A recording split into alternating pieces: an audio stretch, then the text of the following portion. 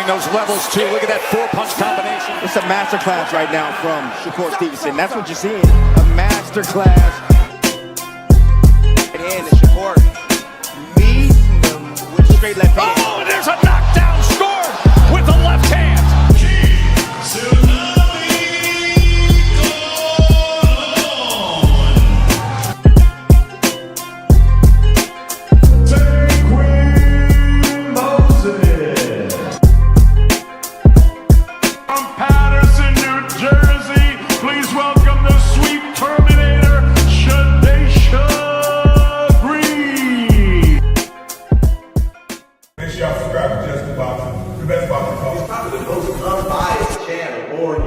Right now, we're gonna give him his just due. Shout out to my brother, Just Due.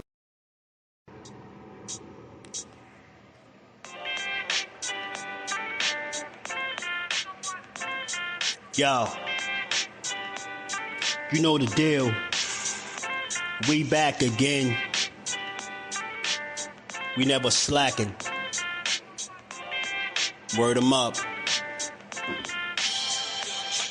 Ladies and guys, whether if you drunk or you high, it's time to pay respects to the illest man alive. If you think you got a point, he'll shrink you down to size. And from there it's downhill like a slinky or a slide. Open your eyes, got a deep connection with the rise, so you might see them jump in whenever they go live. Peep it, this channel blowing up now, it's not a secret. With tons of exclusive interviews to listen to. Them other channels I hate, but yo, they missing clues. They start narratives, sip the goose and twist the truth. It don't take a rocket scientist to get the proof. Just click the live at 4 p.m. Eastern time. But when you chime in, make sure you keep it kind. But if cowards want to debate, then it's feasting time. My man Just Do shine, busy all the time. Grind 24/7, 365. Videos he might have 365. My rhyme sick, they make you do a 365. You get a rich if you think you fit to survive. It's Just Do boxing, time to click the live. Ain't no beginners, if you soft, you ain't down to ride. I crush you, respect too, it's Just Do. He got the illest boxing show on the internet. The boy been a threat and he ain't even had dinner yet. Word 'em up. Yeah.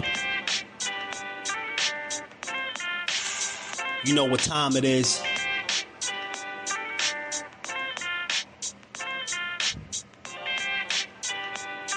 $4 p.m. Eastern. Click the link.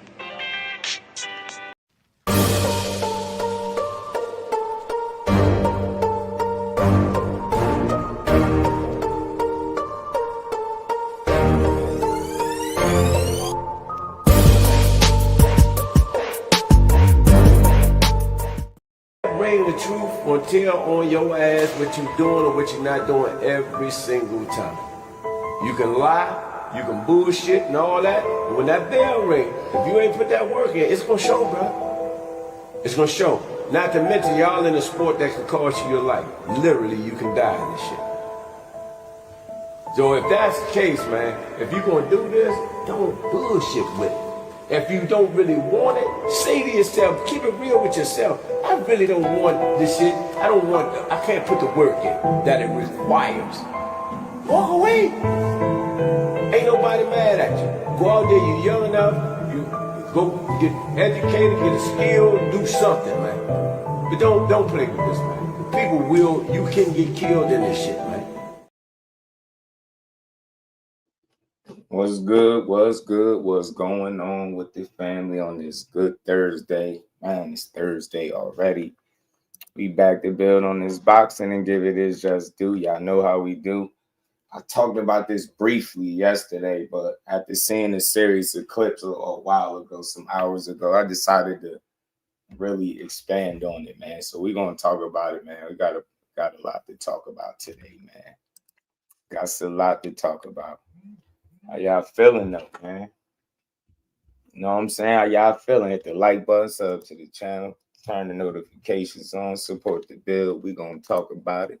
My guy Big Supreme, what it do, man? What's good? What's good? What's going on? Peace to the Queen Shower. Yes, indeed, boxing. How you feeling, Queen? Jordan, my dog, what's good, man? Yeah, you already know. I ain't going nowhere, bro. We ain't going nowhere. Shout out to my baby girl, the Queen, Miss Just Do is in the building. How you feeling, baby girl? 88 Sports Talk, my dog, man. Yeah, y'all become a member. Shout out to the channel members too, man. Cal Cooler, blessings, family. We game all night. Ryan, what it do, fam? Cornelius in the building. What's good with y'all, man? On this good Thursday, man. Got some things to talk about. We're gonna talk about some things, man. They said T.O. bringing in Freddie Roach. You know what I mean? Freddie. You know what I'm saying? He gonna channel his inner Pacquiao, come fight night with Shakur, man. Freddie Roach. They say Freddie Roach about to be the secret weapon, y'all. You know, we gonna find out. We're gonna find out, man. We're gonna talk about it though. I think I'm gonna play this interview with Terence Crawford sitting down with. Well, it wasn't even an interview. He was doing a stream with Aiden Ross, and he was doing some talking in there. So we're gonna go over that. Shout out to the Queen Lisa. How you feeling today? Always good to see you. Always good to see you. We're gonna get to it. So yeah, yesterday, right? I brought it out, played the clip, and I'm gonna play it again, but I see the conversation I see a lot more people talking about it. So I say, man, why not? Why not talk about it, man? Why not give it another spin, man? Ryan said Keyshawn want to go to 47. That's what he said. He said after this fight with Jermaine Ortiz, he going to 47. That's what he said, but you know, plans do change, man. These dudes do change their minds. So we're gonna wait and see. But I can't wait to see him at 140, to be honest. I'm glad to see him back in the building, man, back in business. I mean, businessman 2.0. I think he got a statement to make, man. It's gonna be a question of who's gonna make the biggest statement on that card and what's the potential of upsets too, man. You know, Ortiz is a live dog, T.O. is a live dog. When I say live dogs, they both going into these fights as underdogs, but they both live underdogs if I ever seen one, right? So we're going to talk about it, though. But, yeah, what I wanted to spin the block on a little bit, man, is, you know, I've been seeing this Malik Scott clip surfacing and floating around, and I've been seeing a lot of people talk about it and giving different takes and opinions on Terence Crawford and his career. And, you know, Malik Scott was basically saying he was playing victim or something to that extent, and that everybody gives him his credit. Everybody just giving him his flowers, you know. Everybody's saying he the GOAT. You got to think, man, they just now saying this shit. Because if you really want to be honest, he been proving it for the longest, you know what I mean, for years and years. I mean, this dude had a hell of a run, and he had, 40? He got 42 wins. And not one of his wins is a majority decision, a split decision, and none of that. He go in there, either knock you out or UD your ass more times than that, like all the time. Matter of fact, there ain't no in between. You either get UD'd or stop from Terence Crawford. You get me? You might be competitive. You might give him some rounds. You might give him a good go. But ultimately, he going to get you. You know, and it's always that way. It's been that way.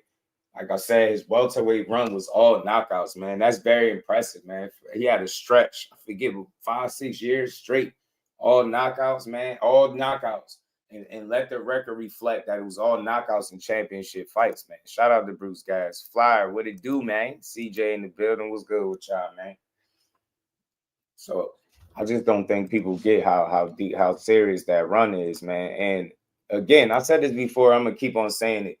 When it's all said and done and he up out of here, people will realize just how good he was, man. It'll be easier for people to identify. You get what I'm saying? And this is his whole resume, his whole list of everybody he beat up. Like, look at this shit. Wins, UDs, TKOs, RTDs, no MDs, no SDs, no none of that. No split decisions, no majority decisions. That's rare, man. People might not acknowledge it, but it's rare. Like, you got the bet. Even Floyd, the great Floyd Mayweather, had a damn majority decision, even though we know it should have been a UD. But you get what I'm saying? No, man, this shit been special. It's been a hell of a ride. And I don't think you can say everybody's giving him his credit, because I think that would be inaccurate. Everybody's not giving him his credit. Like I said, they waited all the way until his last 2 to 3 fights to really start giving him his just due. And I blame myself for a little bit of it too, because I was on some BS for a while. You know, I was talking crazy, but I think ultimately, man, he stood the test of time and he proved what his worth is. And still to this day, people are questioning it. Like, I'm gonna play the clip from Malik Scott, but I'm gonna play some other clips from him from from these callers on the Boxing Voice. He always gets some interesting people to call in, and the stuff that they say be killing me. And Kyle, what you was calling dude? Joe Pesci? Round 1, Joe Pesci, man, he was going in a little bit. He had something to say about Crawford too, man. We're gonna get to this, man. I'm gonna make it make sense, man. Show people how to really give people their flowers. You know, they got a cool little setup over there though inside the ring show. Shady McCoy with his casual boxing talking ass. Well, let's get to this, man. Let's play this clip. Y'all remember this from yesterday, but I just kind of glanced over it. I ain't really get deep dive into it, but today we got time, man. So we gonna get his flowers. That's playing. He got his flowers. Bro, everyone gives Terence Crawford his flowers. If he would have stayed, they would give him his flowers. That's how he's always been. It's like kind of playing a victim a little bit. Well, if I stay, people still gonna have something to say. Well, welcome to life. Right. That's life. Like, you know, right. Michael Jordan goes through this 30, 40 years later with him and LeBron. Right. Welcome to life. Overall, though, people are saying you are a GOAT. What type of GOAT? Oh, it's a beautiful lesson of discussion. Man, hey, now look, everybody everywhere is nothing is ever 100%. PGH Big Dog was good with it, bro. Nothing is ever 100%. But I said it yesterday. I gotta reiterate. The only reason people are deciding to get a man his flowers is because he at the tail end of his career, and you would look crazy at this point to still sit up here and talk about how he not this or how he not that. Like, you don't have the evidence to back it up. You can't make up all these hypothetical fights that should have happened and maybe didn't happen. He should have took this one or that one. Every fight that he took as a professional, he won. Every single one of them. UDs, knockouts. Get what I'm saying? He had a whole welterweight run of knockouts when the dude started at 135. You get what I'm saying? Wasn't even KOing everybody like that at 140. Got to 47 where they said he was lighting the ass and he stopped everybody. Stop guys that never been stopped in their careers. Never. You get what I'm saying? Like, you got a whole list of bodies, man, and victims. People that he beat the hell out of. Hannibal was good with it. So I just don't get victim when I see the way he carry it, bro. I get a guy that, I mean, he do let the negativity fuel him. He choose to focus on that, but it's real. That shit's still out there. Like, you got to hear some of the stuff that these people still say to this day. Like, it's the wildest shit ever, man. You got to get to some of these clips, man. Because if you keep saying Terence Crawford, Naoya Inoue hasn't done anything Terence Crawford's done, I'm going to shut you down. And I don't want to destroy Terence Crawford. But Terence Crawford doesn't fight 4 times a year. Terence Crawford never defended all 4 belts in no weight division. Terence Crawford got stripped twice. And as an end, it doesn't sound like much while you're active, but at the end of the year, when it's all said and done and they look over Terence Crawford's resume, remember what it says for being stripped. That is an F on your report card. That means that standard says you did not meet the requirements of a champion and we took our belt back. That is the worst thing you want on your resume as a champion. He's been stripped 2 times. And you're going to sit here and tell me what? Naoya Inoue's never been stripped. He honored his mandatory. He fights 4 times a year. Activity. And how are you going to put that against 1 time for the last 6 years?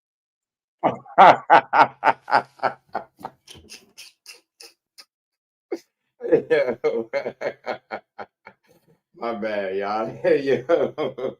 Boxing is one of them sports, bro. It'll bring the emotion right up out of you. GQ, Cap Quest, 80 a year, man. Shout out to round 1. Do your thing. But look, this be the issue with boxing, bro. 704 Joe was good with it. We game all night. Say, bro, just cook. Look, I feel you. To each his own. Like, look, I have no issue. That's his take. That's his take. It was an honest take from round 1. Shout out to him. But see, that's the issue right now with boxing. People be getting tricked. Either you respect them as one of the absolute pound for pound best fighters in today's boxing, or you don't. I respectfully, you can't. I don't care how many times Naoya Inoue fought. I'm like, it's cool, it's impressive. He fought 4 times this year. That's rare. That's almost unheard of when you're fighting at the championship level, right? I understand that. I really, really do. But the guys that he fighting, I'm not knocking it, like, and then they're really small guys, like, you've been getting dropped. you've had some rough performances. Terence Crawford hasn't had the kind of performances that you had. If Terence Crawford was getting put on the deck like you multiple occasions, like you have, getting his damn orbital bone broken, they'd drop him on the pound for pound list just off that alone. So look, I don't have nothing bad against Inoue, right? He's cleaning them dudes out. He's a pound for pound fighter. He holding it down for the small guys, but you don't have to, if you think Nayo, what he's doing is greater than what Terence Crawford doing, then just say that. But I don't think so. And the reason why is nothing against Nayo anyway. But realistically, y'all, all jokes aside, you put them two dudes in the ring if they was the same size, who you got winning? Who you got winning the fight? That's what pound for pound is to me. Meaning wherever you go, you're gonna be a top guy. You put him in any weight class, he'll swim right with the Sharks. It don't matter. You know what I'm saying? Dude conquered about 4-5 weight classes. You get what I'm saying? That shit is impressive, bro. Like, you get what I'm saying? A lot of people just don't do that type of shit. That's why I say it's unheard of. So I respect anyway. I respect his moves, the people that he fought. I don't have nothing bad to say about him because, see, unlike round one, just because somebody favors Terence Crawford over Inoue, don't mean I gotta tear Crawford down to level him out with Inoue. It's just an opinion. At the end of the day, they're both great. That's what it is. But I don't think you can really make a case that Naoya Inoue is better than Terence Crawford. He's a much bigger guy fighting much bigger dudes at much heavier weight classes. You get what I'm saying? I don't give a damn that he didn't defend his undisputed. Realistically, y'all, seriously, like, follow me for a second. After he knocked out Julius Ndongo at 140 to become undisputed, who did you have at 140 that would have beat him? Seriously, like, who did, after he stopped, Julius Ndongo with that body shot, if he would have stuck around at 140, who do you think would have beat him there? Get what I'm saying? He was done at the weight class. Like, he was done. He let the belts go and moved up. And then he chased down Undisputed up there and knocked out everybody there. And then continued to move up. That dude's special, bro. Like, look, Monster is one of them guys too, but he ain't no Terence Crawford. I'm going to just be honest with you. As talented as he is, he's a dog, man. Anyway, he's a monster. Just like they said, for a little guy, he brings it. It's not much he can't do. But you got special, and then you got generational talent. I mean, look, Inoue might be a generational talent too. I can't stop. But I think Terence Crawford is just the cream of the crop. And I think he's displayed it, through the years from like 2008 to 2025. His run was crazy. You get what I'm saying? Beating up these bigger guys, not even having close fights. Like, think about it. This dude in the fights that was supposed to be the toughest for him, he made look the easiest. You get what I'm saying? His toughest fights on paper, he made look rather easy.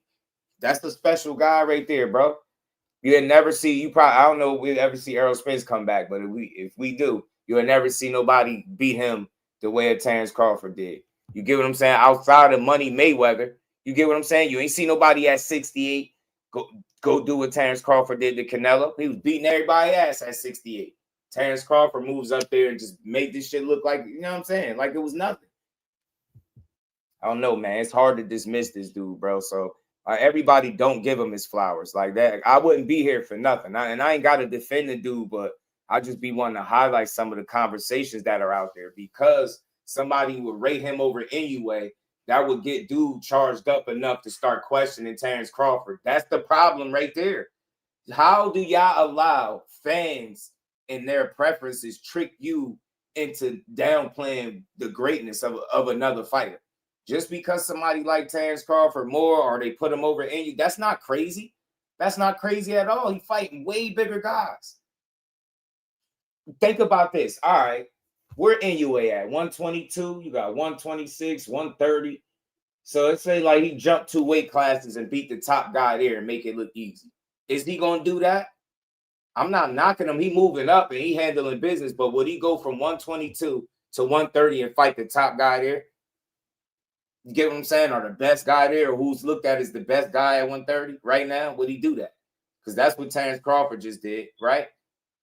That's what lets you know, like that's not the takeaway from Inoue, but I don't think you can put him over Terence Crawford fighting way more notable names. The who's who? Nah, hell no. Much bigger bodies. Nah, bro. It's hard to overlook that. Anyway, it's nothing to take away from him. He's nice as hell, but I just think Terence Crawford, if you put him in the ring, skill for skill, they was the same size. I got Crawford beating him. Get what I'm saying? Y'all hit that like button for.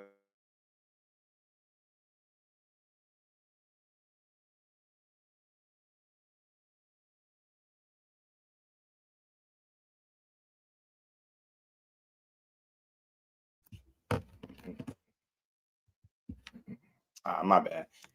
Crawford fighting Jake Paul hurt. Shit, I don't know, but I don't know. I just know he's talked about retiring. If he does retire, if he does fight Jake Paul, he did it the right way. Like, he retired, he gave us an entire career, and then went and entertained the exhibitions. Because I mean, shit, they're gonna pay you a boatload of money to fight somebody that you could beat up on.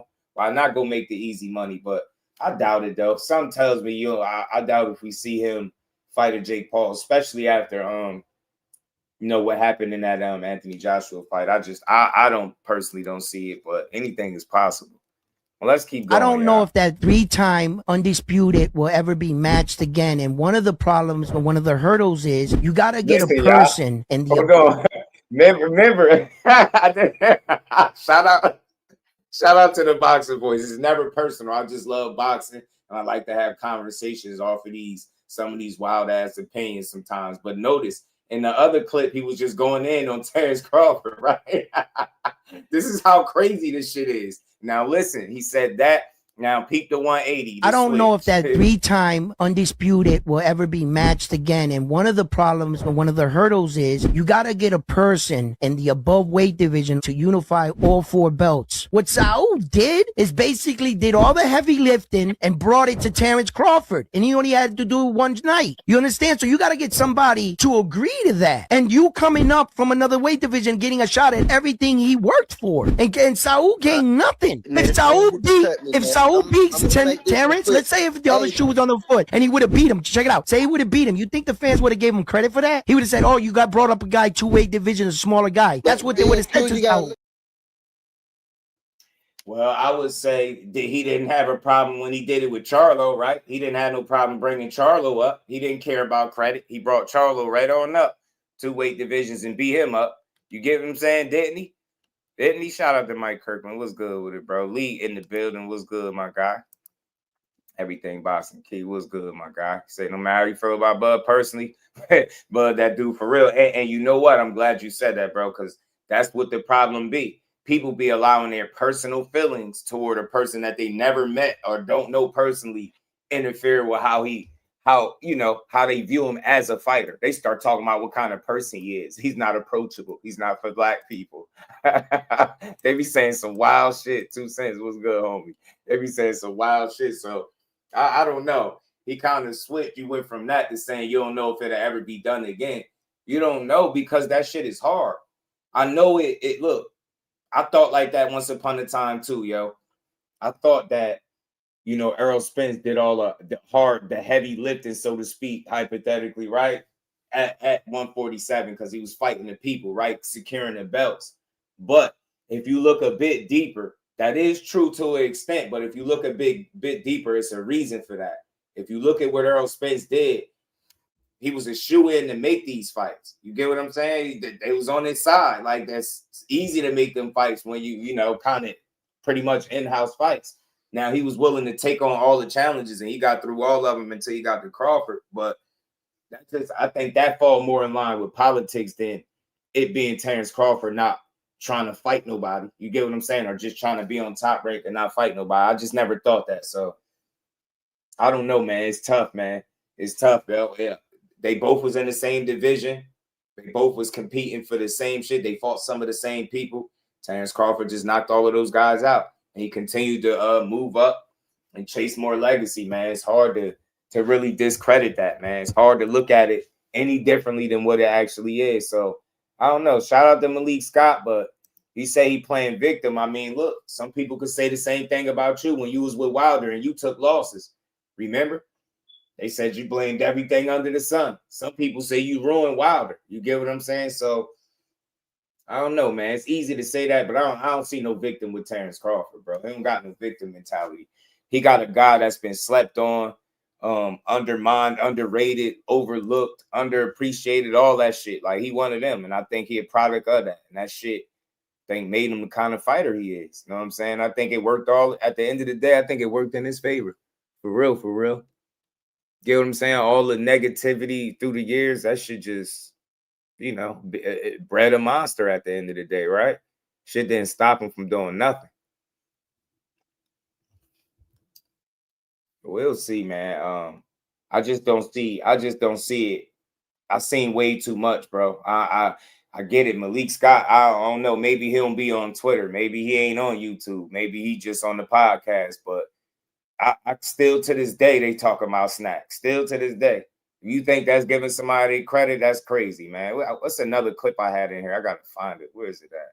But I want to say to Terence Crawford, the boxing game does nothing but give you your credit, my brother. In 2018, when we all wanted to see you get the big fights at 147, we thought you was ready to go on and be a free agent and take advantage of the commercial market, but you chose to sign an extension with Top Rank, and they wasn't able to get you the big fights. And in 2021, you finally cut loose and you got the big fights you was looking for. After that, you even went to court and you was awarded a settlement for Top Rank not being able to give you the big fights and mispromoting you. And after that, the big event you had against Madrimov, he went on and convinced Canelo Alvarez to sign a long-term deal and get you another big fight. The WBO came and made you the mandatory for Canelo's undisputed crown at 168. We've never seen nothing like that before. We've seen Benavidez clamor for years and cloth and scrape for years trying to get that fight at 168. And the boxing world just made Terence Crawford the mandatory all for one fight at 154. The boxing world does nothing but give Terence Crawford his credit.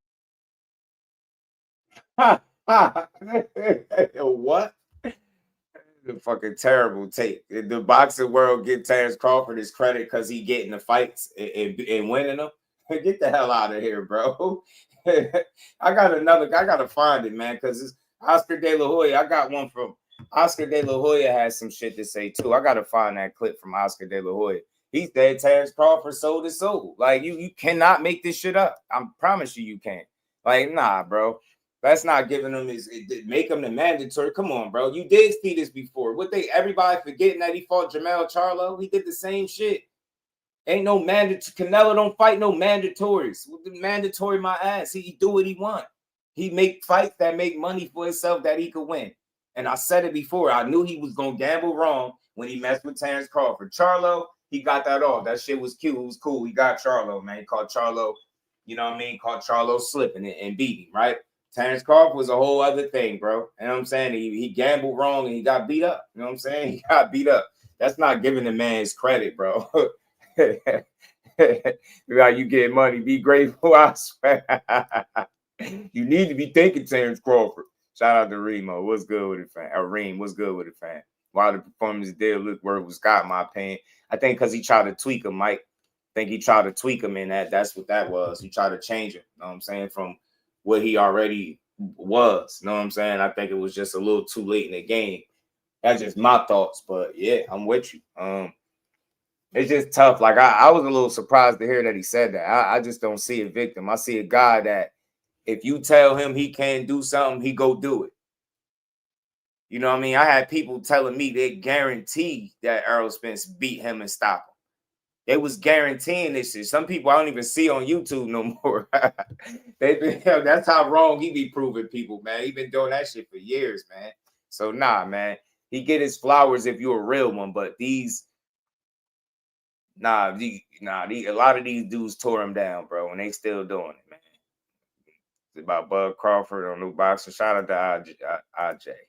What's good with it, fam? Now they always on time. Mauricio's the one playing victim. Yeah, Mauricio, and they try to stick him for his paper. I'm glad you brought that up, Jordan. I almost forgot to mention that. Yeah, they try to stick for the paper on the way out. They literally tried to get Terence Crawford all the way on the way out, bro.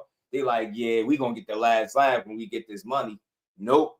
Crawford was like, nah, take that little funky ass belt. So, nah, hell nah. Terence Crawford, low key, a neighborhood hero, bro. He got it off on the system, bro. Mauricio tried to tax. He tried to tax Bud on his way out. He said, yeah, he got about 40. They said he got about 40, 50 million, man. We're going to tax him on the way out. Bud said, take this damn belt back. He said the real belt is the Ring magazine. That's free. And it's worth 100. What they say, 180K for that ring belt? Yeah, man. That shit is crazy. Oh man, he said everybody gives you your flowers, brother. Everybody gives you your credit. No, they don't. No, the hell they don't. Every time I cheat, I play victim. You fool. Want the W, not the belt. You feel me, bro? You feel me, Jay? Hell with that belt. And look, it costing me money here. Take that shit. You know what I'm saying? He tried to get that little football. Bud wasn't going, bro. I love it. Shout out to Terence, man. Behind the hands, my dog was good. we game all night. Say pay your fees, but look, I'm with that too, right? Pay the appropriate fee. Don't allow somebody to tax you. You get what I'm saying? And I always hated that about boxing. The fact that, like, just understand something. I'm not saying people don't deserve to get paid. If you hold some type of position and you do something for the sport of boxing, right, you do a job, I feel like you should get paid for that job. But at the same token, I feel like nowhere in the world should you think that you get to dictate if you decide to take even more of somebody's purse based on a number that you don't even know if they got. So that was the whole issue right there. And then again, if we really want to get into that again, I already told y'all it was a female that worked for the WBC, bro. She worked for the WBC. I pulled up her post and everything. She broke down the numbers and she said the math not mathing. Like the amount of money that they made with that Mauricio Suleiman fund or something. And she's saying all that money go to the fighters. She said that basically her post disproved that. It debunked it.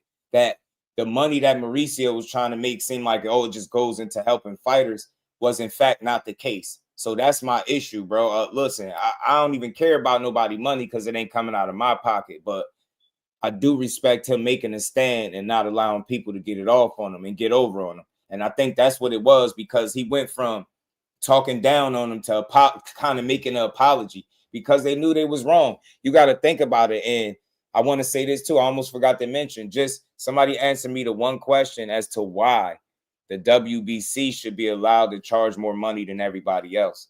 You get what I'm trying to say? It should be an equal split across the board. It shouldn't be you pay 3 sanctioning bodies the same price, and then this one over here, you got to pay them whatever they come up with. It shouldn't work like that to me. So, and again, before you defend Mauricio and the WBC, keep in mind that this is the same guy that, even though they put out that Subriel Matias got OSTERINE in his system, his fight's still going on, and they put it on like some type of pay-per-view or something. So let that sink in. This is the same WBC that fake banned Ryan from fighting in a sanctioning body, right? Just long enough for him to serve his suspension and come back, and then them award him with a title shot of taking a loss, getting embarrassed, having an injury and a layoff. Then he comes back, get a title shot with Barrios, and then gets backed by the WBC. Keep that in mind before you go to defending them. Just keep that in mind. This is the same guy that'll make up the rules as he go along. This is the same guy that allowed Canelo Alvarez to do what he want and gatekeep the belts. Get what I'm saying? For how long? So again, somebody said it in a different clip yesterday that I played, that, you know, Canelo Alvarez beating Terence Crawford was better for boxing. And I called bullshit on that, because all he would have did was continue to fight guys that don't truly deserve the opportunity to fight for undisputed at 168 pounds. I want y'all to keep in mind that Canelo, like 2 of the last people he fought was guys that wasn't even 168 pounders, but they got opportunities to fight at 168 for all of the titles. Let that sink in. Jermell Charlo never had a fight outside of 154 before Canelo. Terence Crawford didn't have a fight outside of 154, outside of Madrimov, right? Until he jumped to Canelo, but he gets an opportunity to go right for all the belts. So you tell me what's better, allowing a guy to gatekeep all the belts and not give people opportunities, or a guy like Terence Crawford to come in like a thief in the night, beat you up, take all your belts, vacate them shits, let them go disperse, and let everybody go to, you know, fighting for them shits. That's what I think needed to happen, bro. You get what I'm saying? He kind of freed up some space in that log jam that was a Canelo Alvarez at 168. Come on, man. Think about, I want y'all to really think about that. They'll tell you weight classes matter for a reason, but then Canelo Alvarez will say, oh, really? Watch me bring this 54-pounder up, way up to my weight class and give him an opportunity for all the belts. Meanwhile, Benavidez had to move out into a whole nother weight class to get opportunities. Do y'all understand what I'm trying to say?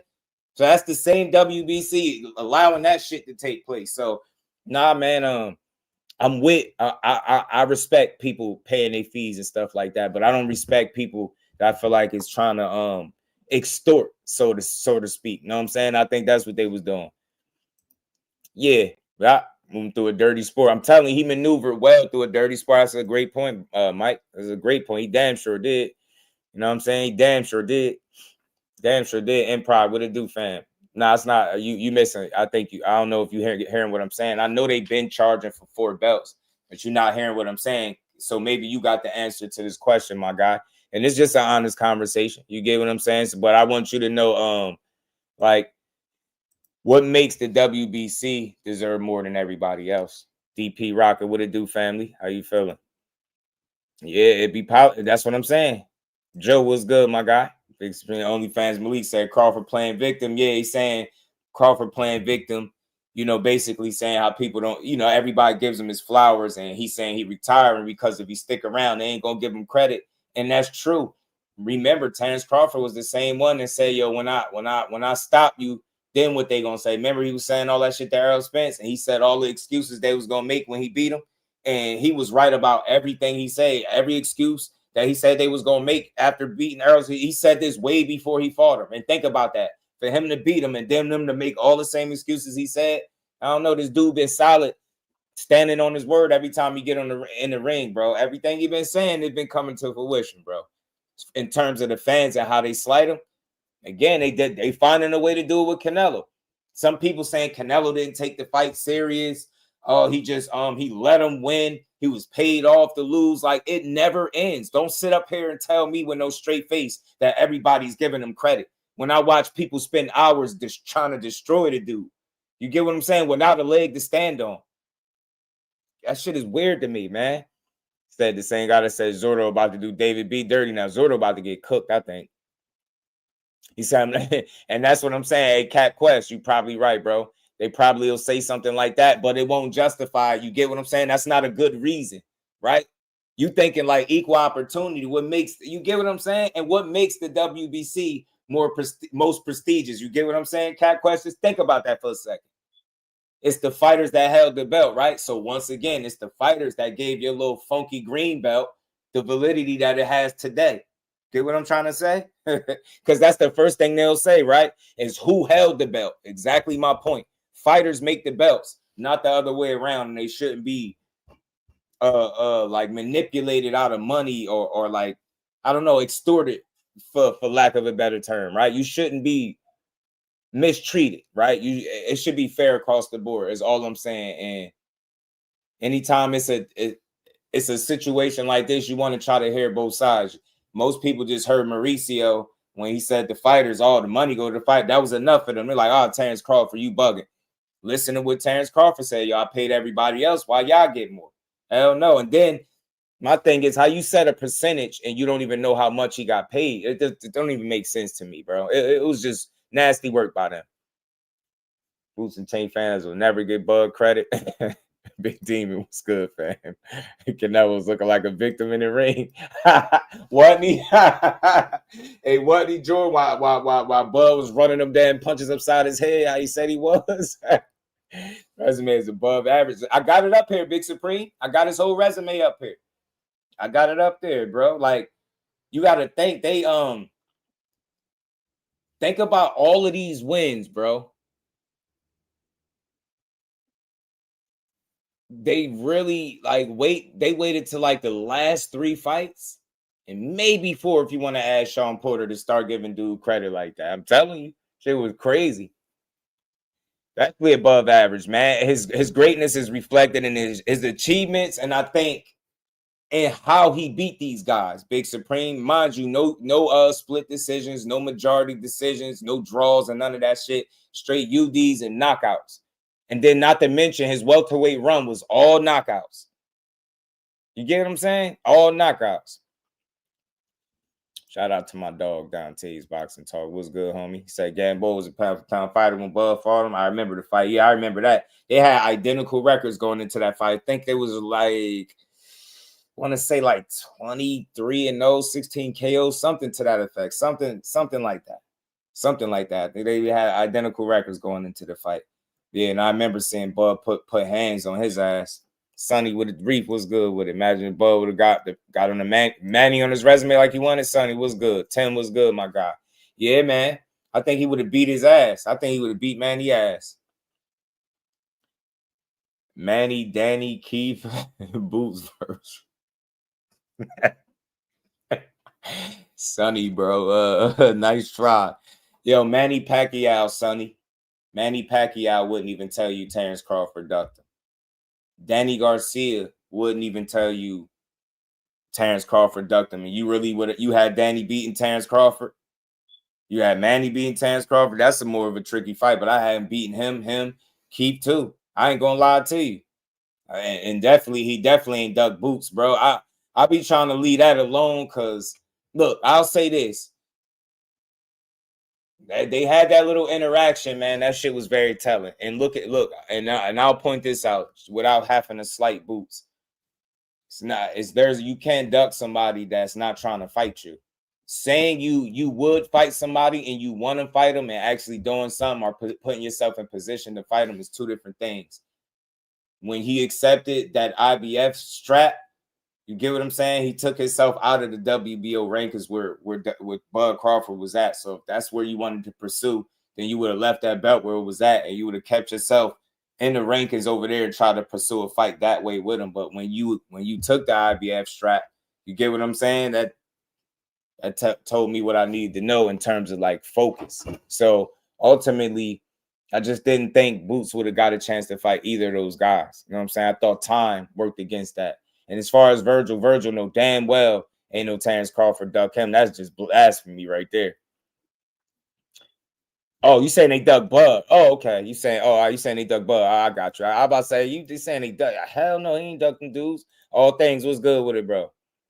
Better be Boots or Benavidez. Better be, bro said better be. He said he gotta be good, bro. Said he want to see Bud fight better be. Or Benavidez, damn. Benavidez about to fight at cruiserweight, bro. Hell nah, I don't need to see that. I don't need to see it. You know what I'm saying? Because I think he solidified himself, to be honest with you, bro. And look, I wasn't always as receiving to Bud as I am now. Like he had to prove me wrong once too, because I had him messed up with the Errol Spence fight, and I don't regret it.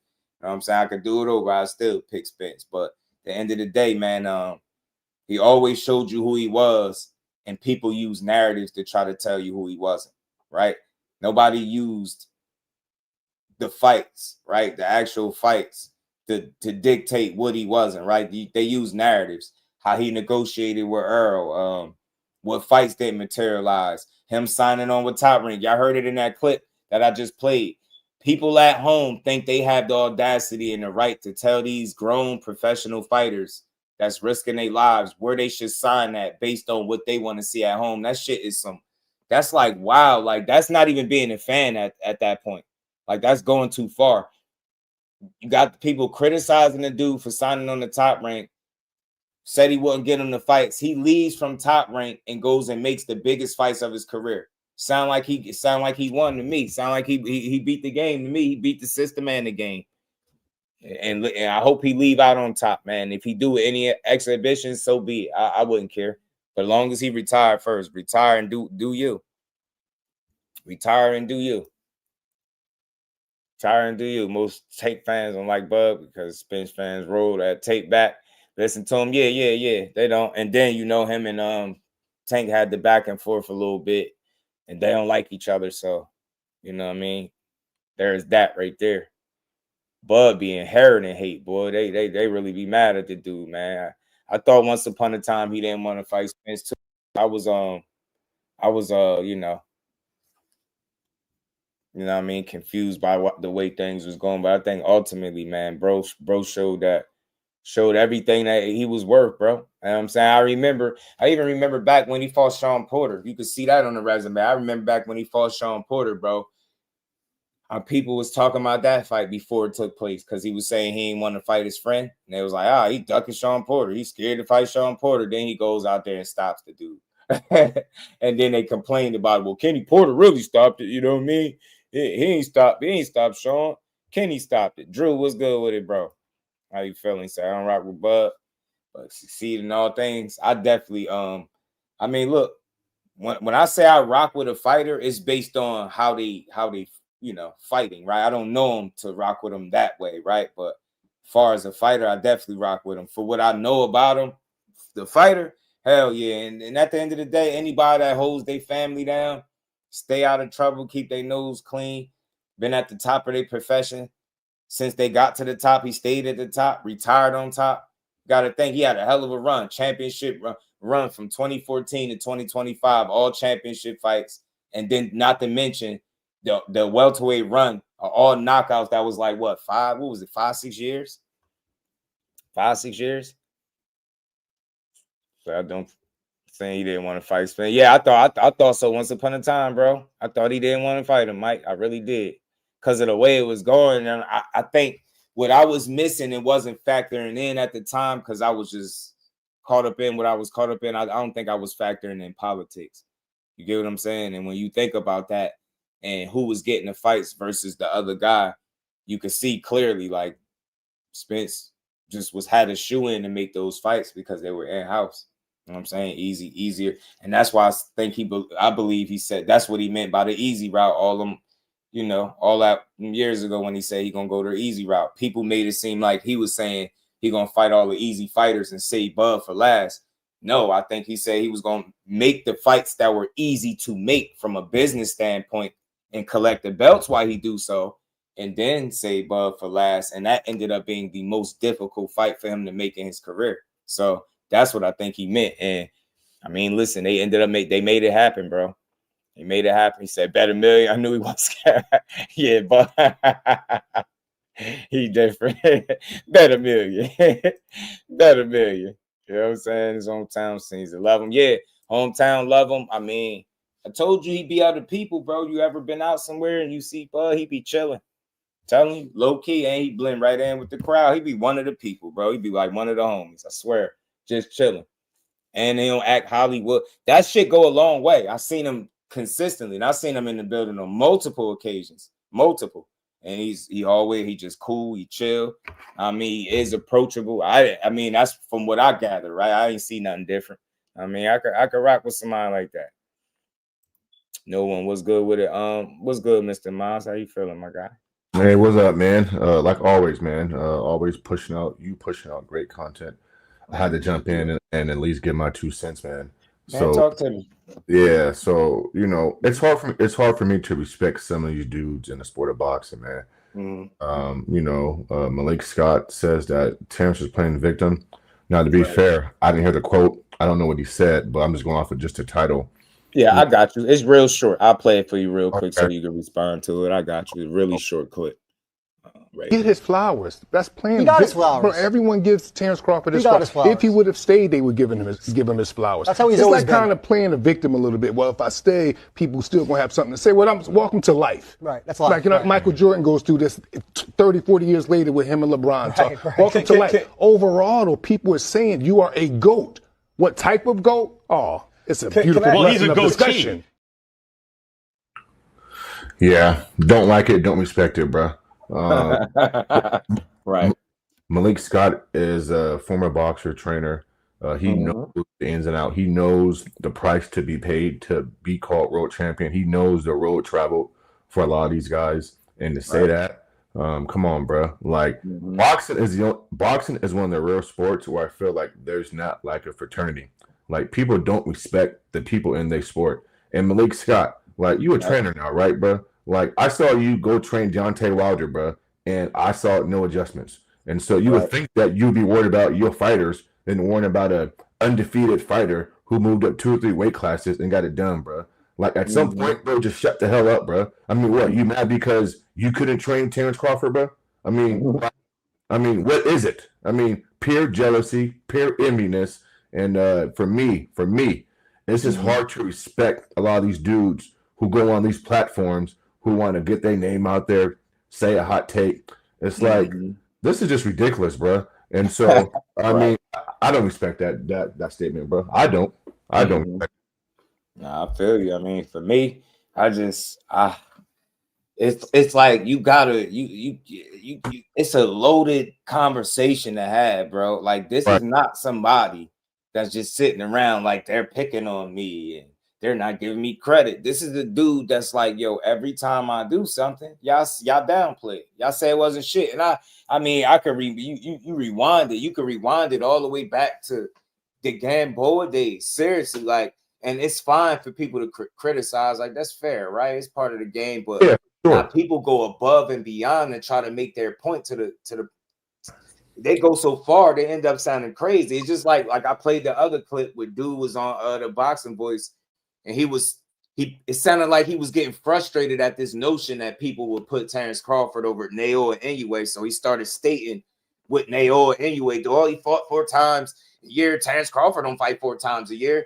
Inoue has fought 4 times this year. I believe it was last year it was, but that's not something he do every single year either. So, you know, all this, Terence only fight once a year, man.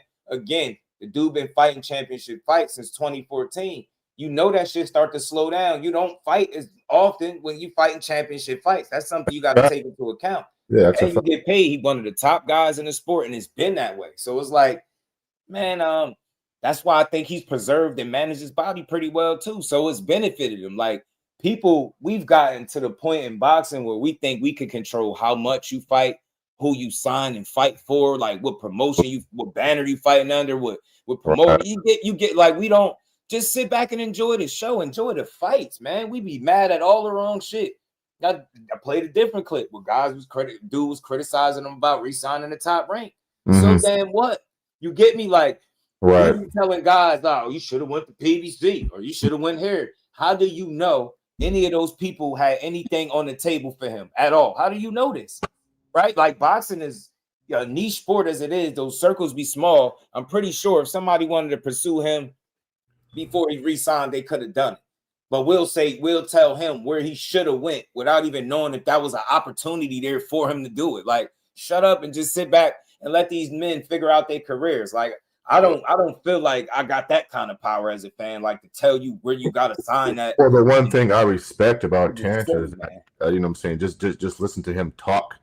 You know, I think Terence understands the business of boxing, and so he took control of his career.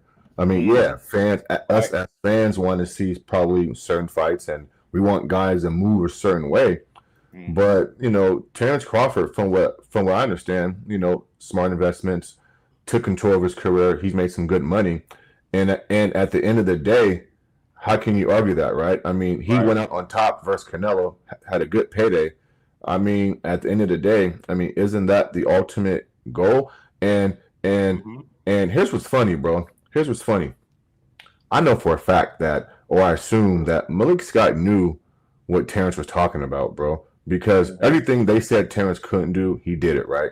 Said he's going to get beat by Errol Spence. That was easy work, right? He moved up some weight classes, fought Canelo. Everybody was talking about how it's a mismatch and blah, blah, blah. He made that look easy. Bro, like, I mean, there's a level of jealousy and there's a level of hatred that I feel coming from some of these guys, bro. And it's sad, man. It's just sad. And so, like you said earlier, man, because I was listening, I don't know these guys to rock with them.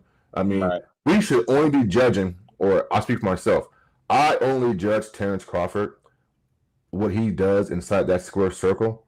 And Terence Crawford has done an awesome job at shutting the naysayers up with his boxing ability and boxing acumen. Period.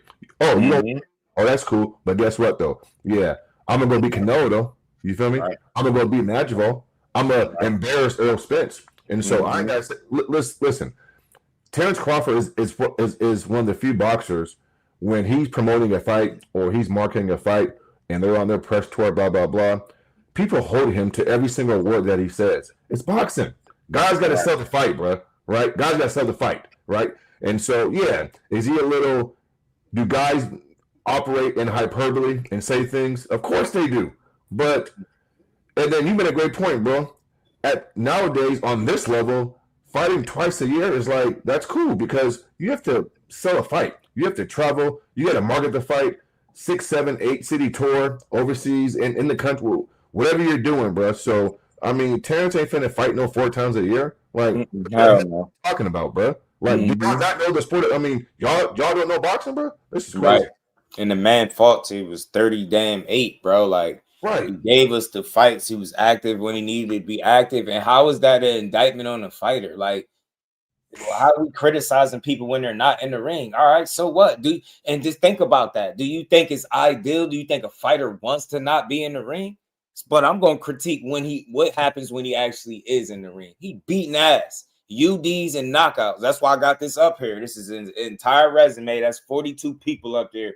And the only ones giving credit for it, and those are still got asterisks by it, depending on who you talk to, is Canelo Alvarez and Errol Spence. They still tell you Errol Spence was drunk. He was washed up, damaged, the car accidents. They said Gamboa was really a featherweight, a little guy. You fought a little guy. Ricky Burns wasn't shit.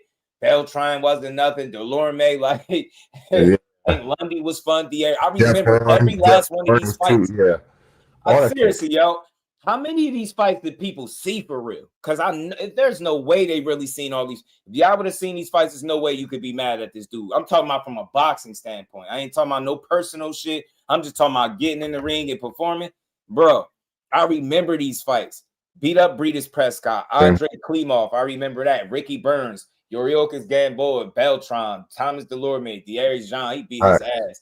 Hank Lundy beat his ass. Victor Postal whooped his ass. John Molina, he beat the hell out of John Molina. Diaz was a gold medalist. They made him stop the fight. Blaze, what it do? You get me? Like, and Dongo got stopped. Jeff Horn got beat up and stopped. Jose Benavidez, they said he had one leg. Like, but then think about it. Somebody fought him all these years later and didn't stop and went the distance. You don't hear it. People. I ain't knocking it, but I'm just saying, man, don't tell me this dude ain't one of them. He whooped Kell Brook ass after Kell Brook got off early, cut his eye a little bit with them jabs. Amir Khan couldn't touch him. And this is the same Amir Khan that won every round against Canelo Alvarez before he got, sent to the shadow realm. You know what I mean? Kell Brook, Sean Porter stopped him, knocked out Avanesi and Spence, beat up Madrimov, and then ended it with damn Canelo, man. That's a hell of a run, bro. And also too, bro, you had dudes after he beat Canelo talking about he needs to go to 175 now and go fight David. Somebody said that in the chat too. I'm like, come on, what are we doing, man? But just real quick, bro, before that fight Benavidez or now all of a sudden he's scared of Boots. Benavidez. Yeah, a whole cruiserweight out this joint. Come on, man. Real quick, bro, if it's okay, let me make this last point about Shakur, and then I'm you good. Go ahead. You straight. I don't know what the hell Teo doing, bro. You bringing Freddie Roach, bro? You bringing Freddie Roach? Like, I mean, you wait until now to bring in Freddie Roach versus Shakur Stevenson, that type of fighter. See, the thing is this: Freddie Roach is a offensive trainer, and a guy like Shakur Stevenson, like, I mean, your mental got to be on point, bro. Like, it's going to be a chess match early, obviously, I think. But it's going to be about adjustments, distance. And when you start talking technical boxing, I don't look at Freddie Roach as that type of trainer, bro, where he's just very technically – he knows boxing. I mean, maybe I'm not saying it the right way, but I think that I hope Freddie doesn't change Teo too much to where he's just sloppy and then Shakur just whoops his ass, which I think Shakur is going to whoop his ass anyways. But I hope that, Freddie don't open him up to get his ass beat a lot more than what I thought he is. Does that make sense to a little bit, though? I mean, no, I get what you're saying. Look, I think to a degree what you basically saying, you don't feel like Freddie Roach is no X factor or game changer. Yeah. Like, he know boxing, but I just don't feel like he's gonna be no determining factor. Maybe he can add some things, but Right. I think, yo, realistically, bro, Tio is who he is. I don't think he about to do something different that he don't normally do. The question is, can he be the very best version of himself against Shakur Stevenson, and is that enough to beat him? Right. That's what I expect. Yo, this dude gonna be athletic. He gonna try to be. He ain't gonna try. He is fast and got those quick twitch, reflexes and shit like that. But I think a lot of what he do affects guys that just can't keep up with him or just not on that level, right? So I think when you really up that cloth, man, you don't fall for a lot of the smoke and mirrors that is his, I think his athleticism, all that moving, and like when I'm tired of people keep talking about how he punched his foot. I mean, I enjoyed him punching his foot. I think it was, what was it? Was it Barboza that he did that? Yeah. I That believe was cool, but that's York. somebody that just can't hang with him. Like, you do that in front of Shakur and you beating him up and start punching your sneaks and shit, I'm gonna be super impressed. I mean, I enjoyed it against Barboza. Don't get me wrong. You know what I mean? That was an undefeated dude coming to win. You whooped his ass, but I was able to see very early, like, he didn't have the athleticism, the speed, and the creativity, nor the hunger and drive to keep up with Tio. So he was just at a deficit. He was like 2 steps behind all night. So I do think that people have a misconception about Shakur's power or his ability to hit Tio with a shot that can possibly change the fight. I think both guys are looking to not come forward, but have the other guy come to them. Tio's at his best where you come to him and then he's countering and he's doing his thing. And then once Tio kind of feels like I can walk you down a little bit, then he'll come forward. But Tio's there to be hit, obviously. I think Shakur defense is on point. I'm just curious to see at what point during the fight, if this even happens, do you see Shakur stepping on the pedal and being first, and maybe after 6, 7, even maybe 8 rounds, is there a fight that you can see where Shakur will come forward and press it because he no longer respects Tio's power? Or I'll tell you this, I can see that. I expect him to mix it up because I feel like that'll be what the situation calls for. But what I've noticed, like, I've pretty much seen all his fights, right? So I noticed the more comfortable he get and the more sure he is of himself, like, if you allow him to get that comfortable, that he will start to press you and come forward, and he will get more and more confident. He the kind of guy, basically, right, that I think he builds his confidence from a real place. He's having continuous success. You'll see the confidence growing with the success, and you'll see him willing to take more chances and do different things. Like, you see it. You seen it. You seen it in this most recent fight. It got to a point where you could tell where he adjusted to what was in front of him, and then he was comfortable going in his bag. And the shit just was beautiful from an offensive standpoint. I ain't hear nobody shitting on the offense, right, for the most part. So when he the kind of guy that you just don't want to allow to get comfortable. And that's what Tio can. Can you break his rhythm? Can you disrupt his rhythm consistently enough to where you put him at a disadvantage and you're piling up rounds as opposed to him doing? So, awesome. And I can see Shakur, because Shakur does a great job fighting in a phone booth. I think he's a much, much more better inside fighter than Tio. Short shots, short uppercuts, short shots to the body, even probably some shots that we don't see on TV. I think that Shakur can stand in the pocket with Tio and make Tio miss. He can see it coming.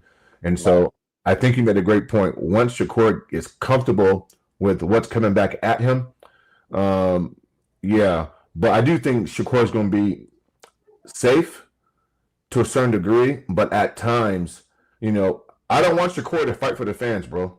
Like, fight to get the win, bro. I don't think he will.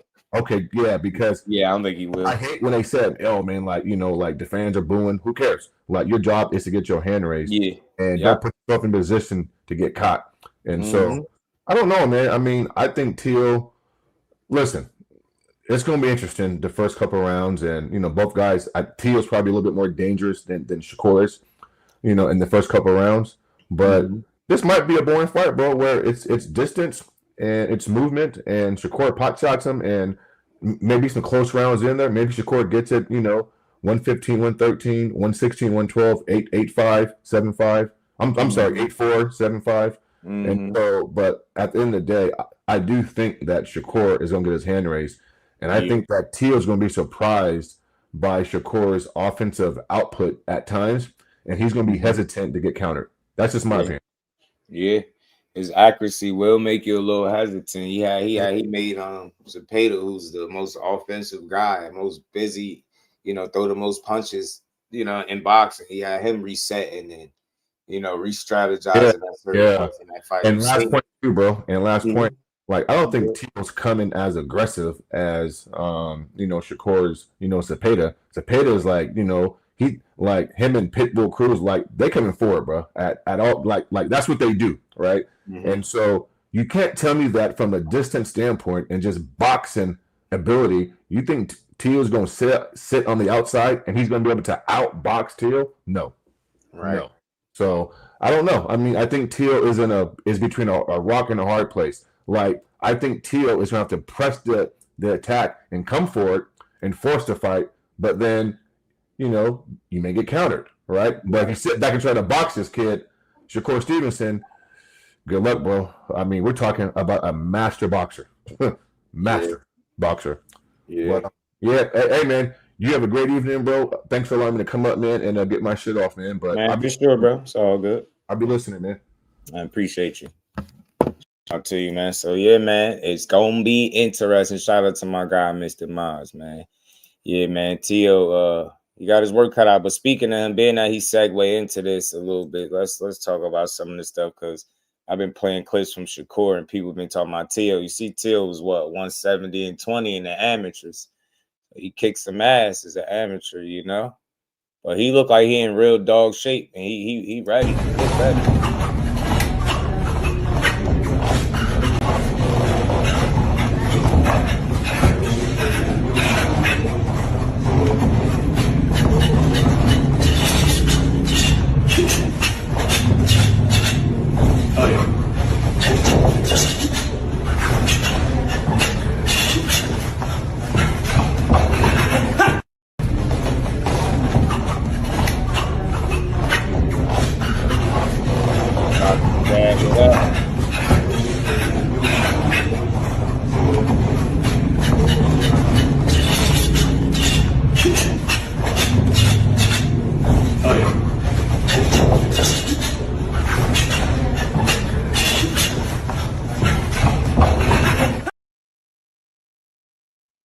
So he looked sharp, bro. He looked sharp. He looked ready to go, man.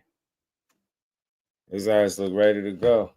Sparring his nose. He looked good. Choreography. Yeah. Y'all on his ass. So look, that's Teo. I think I had one more clip with Teo in the gym.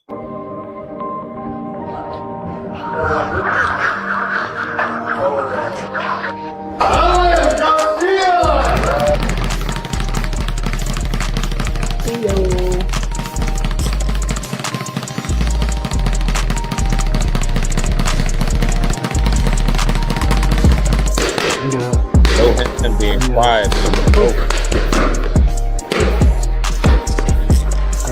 Right open. Yeah. It's nice. Yeah, it's nerves in the end. Get up a little higher. Good. You know right hand. That's it. Right hand. Quick. We do. We do. Right hand. That's it.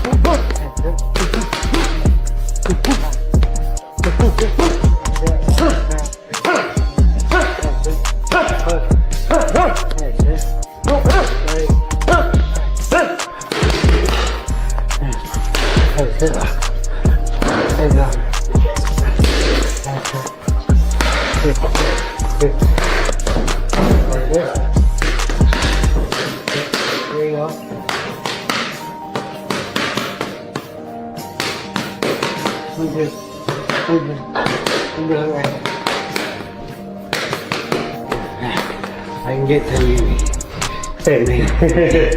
Teofimo Lopez isn't easing into this camp. He's locking in like a man who knows exactly what's on the other side of the ring. Training for a technician like Shakur Stevenson isn't about looking flashy, it's about discipline, timing, and control. And that's exactly where Teo's mindset is right now.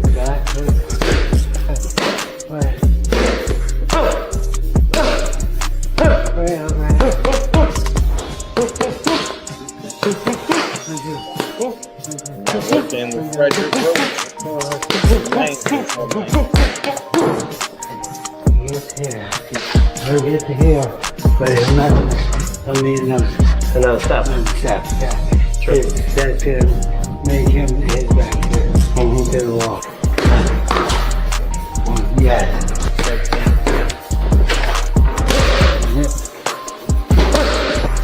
That's it. That's it.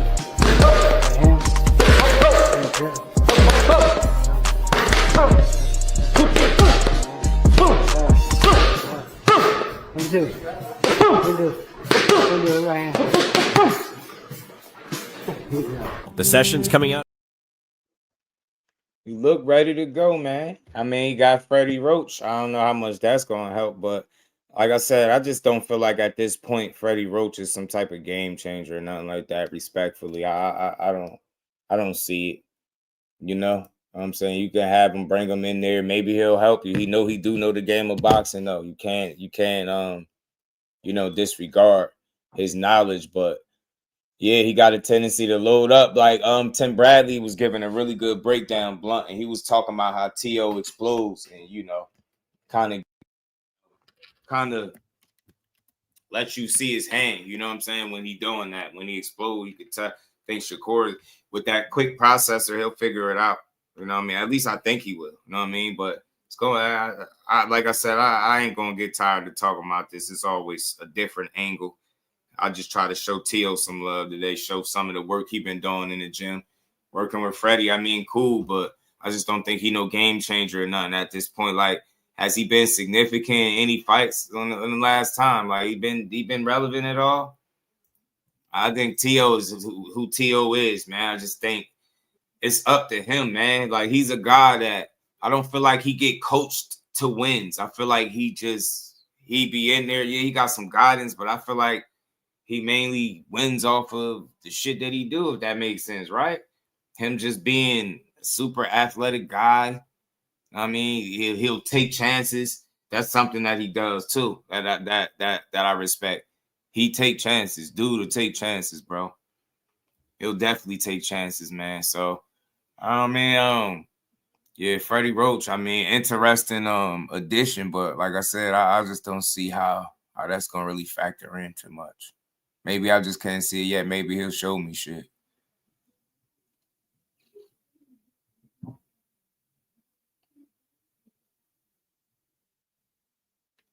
Maybe he'll show me. I gotta pull up this unless the Roach got Manny and him jumping. David, what's good, homie? He's probably gonna be good with who can control their lead hand. Yeah, the feet is important too, man. That lead foot control is definitely important, man, because bro be on that. He got some really smart feet, educated. I think T.O. just more flashy, man. That's why I say it's gonna be flash versus substance, man. For real, for real.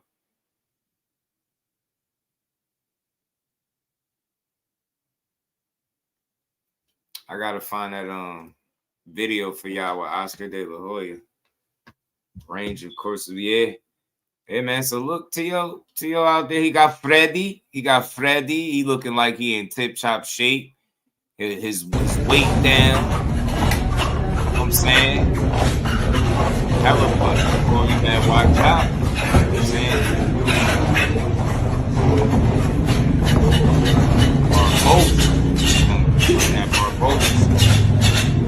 Oh, yeah.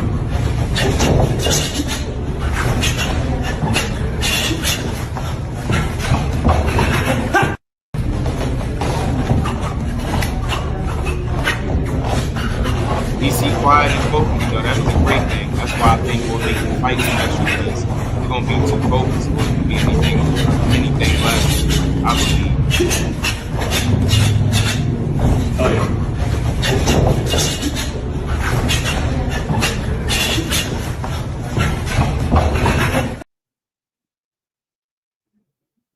Yeah, I think he gonna be too focused. I think to allow himself to you know what I'm saying? I think he's gonna be too focused to allow himself to go in there slipping, because he can't afford that. And I don't think he want to lose at all. I know that dude don't want to lose. He don't want to be sitting around asking the world, dude, he got it again. He ain't trying to be sitting around talking about he beat him 11 rounds to 2, right? He don't want to do that. So he was 170-20 in them amateurs, man. He was a bad man, wasn't he? But it was Core. Core got an amateur record too. 140-3. Yeah, you see that? He lost 17 more times as an amateur. Should just be funny. I'm gonna play this clip from this other guy breaking it down, yo. So look, I've been hearing a lot about, like, you know, what if the TO that show up Loma? What if the TO that showed up against Josh Taylor? And that's cool. But what if the TO show up that fought, you know, Nakatani, Sandor Martin, Jermaine Ortiz? Like, what if that guy show up? Then what happens then too? So it's real. What happens if the Shakur De Los Santos show up, or according to them, the Shakur and Nakatila, right? The Shakur that fought Nakatila. What if that guy shows up, right?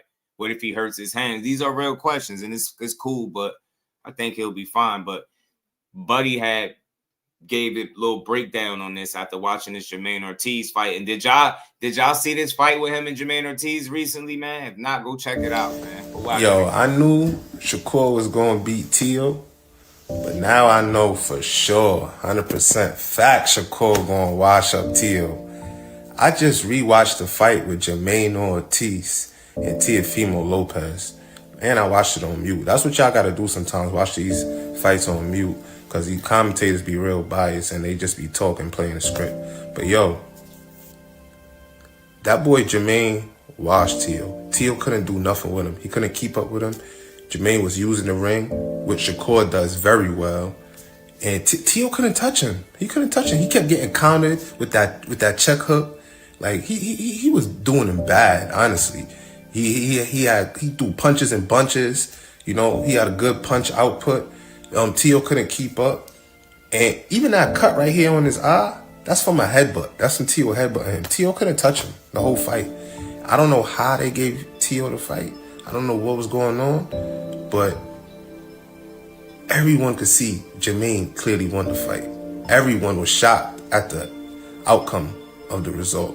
So if you think if Teo couldn't keep up with Jermaine, and you think he's going to do something with Core? Come on, man. I know y'all Teo fans, y'all delusional. Y'all like to stick with y'all people, but listen, Teo, it's not going to happen. January 31st, don't put your money up. Not on Teo. Not if you want to keep your bread. I'm telling you, Core is going to wash him. He's going to do him bad. He's not going to be able to touch Core. He couldn't even keep up with Jermaine. You think? And yo, Key got a lot on his hands. I ain't going to hold you. Keyshawn, you got a lot on your hands. I'm rooting for Key. I think Key going to pull it off, but it's not going to be easy, especially moving up to 140.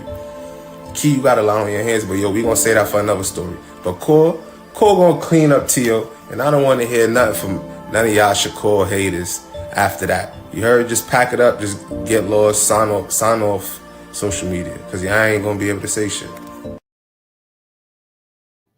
Right.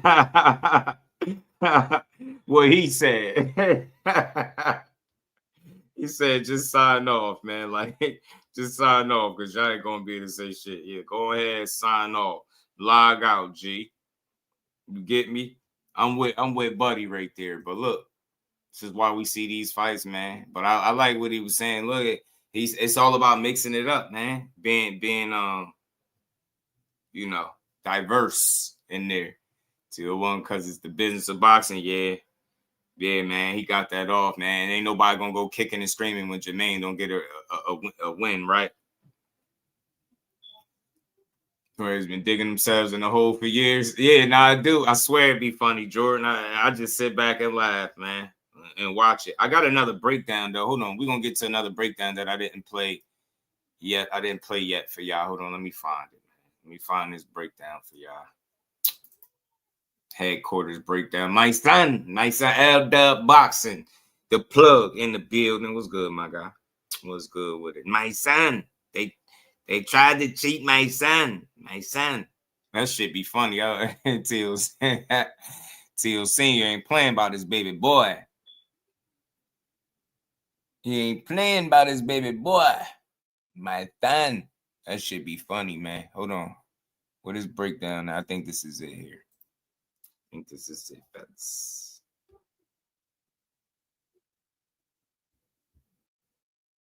I look up to Bud a lot. Honestly, he one of the realest dudes that I done met. He's still a normal person in his head. Like, he don't believe that he's above everyone else. And that's how I feel about myself. You seen me around a lot. Oh, no. Don't act like you ain't seen me around them days. He said that I do. Bud, come on. Terence talking, I try not to talk back. I try to just listen and straight boom. And he fought Cambosis with no air in his chest and no air in his lungs. Straight shot, like right here. Boom, there you go. But you gotta make sure you step. Bam. That's when they're trying to run out. When they're trying to run, there you go. Even if I 40 the surgeon, what's good? Yeah, Tio is a great fighter, bro. He is, man. He is. At the top of his game, you can't take nothing from him. And I'm telling you, I got a sneaky suspicion based on the way he looking. He looks sharp. He look, his weight look down. He look focused. He more quiet, so that's a good thing. That's good for us boxing fans. He quiet because he focused.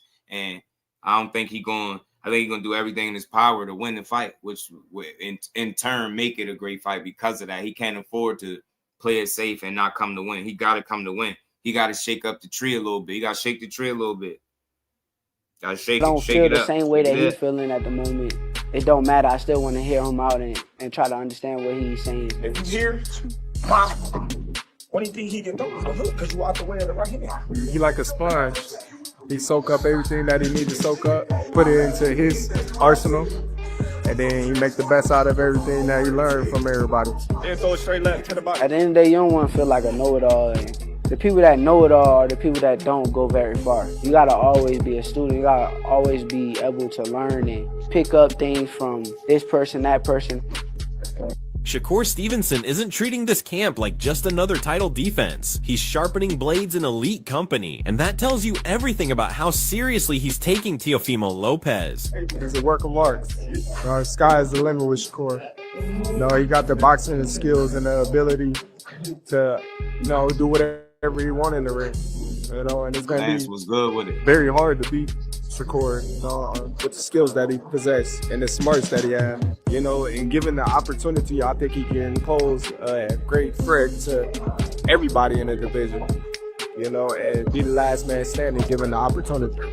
Shakur has been putting in work alongside Terence Crawford, training at D1 Training Colorado Springs, the same high-performance spot where Crawford prepared for his Canelo showdown. That alone changes the temperature of this fight. This isn't just pads and cardio. This is elite-level problem-solving, where timing, positioning, and mental discipline get tested every single round.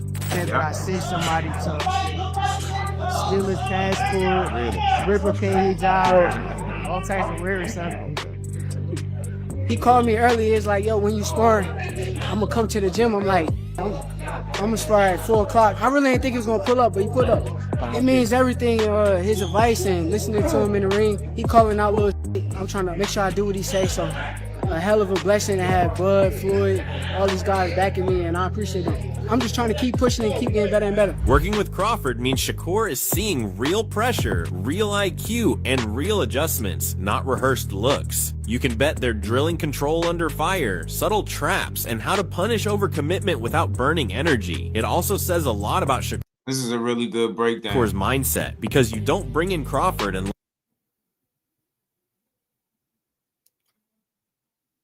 I think it starts slow, Mr. Improv, and then it'll eventually pick up. I think if Shakur like what he said in the first few rounds, you'll see him grow more comfortable and pick it up more. Shout out to Abdullah. What's good with him, my guy? But I think it'll start slow and then pick up eventually. You know what I mean? After he see what he needs to see. Once he figure out T.O. a bit, I think you'll see him take more chances.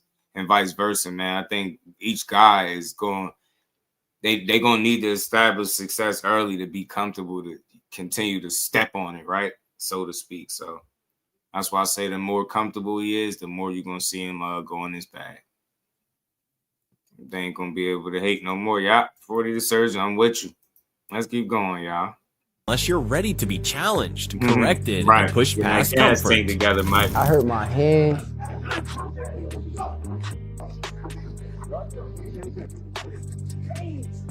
I was hurting it all throughout the camp. How it feeling? Good? I felt it just now. But I was trying to ignore the pain and keep it going, but it just got worse to the point where I couldn't really take it no more. I kind of felt it after my last fight. I'm like, man, just ignore it because you're going to have to keep ignoring it every time you fight. You don't realize it until it gets like to the point where you just can't take it no more. That video, even that video that got out of me like hitting somebody with a body shot, you know, I fell. I've been hitting it constantly over and over and over. I felt the pain badly that last time to where it's like I couldn't take it no more. Training in that environment, surrounded by championship standards and that's something people be talking about. That's a concern in hands. But as you hearing him explain, like he was tweaking his hand all throughout the camp, and he still went out there and fought the kind of fight he did in his last fight. Now you still don't want to be, you know, compromised to any degree going into a big fight. But I think as long as you as healthy as possible, man, that's all you can ask for. You know what I'm saying? Manage them hands, man. You know. Manage them hands, stop damaging, make sure you get your hands right properly and use some gloves that protect your hands from damage. Yeah, January is a really good, strong month for boxing. Zero nonsense is about more than skill. It's about sharpening composure against a fighter like Teofimo Lopez, who thrives on chaos and explosive moments. Shakur clearly wants his instincts tuned to calm precision under pressure.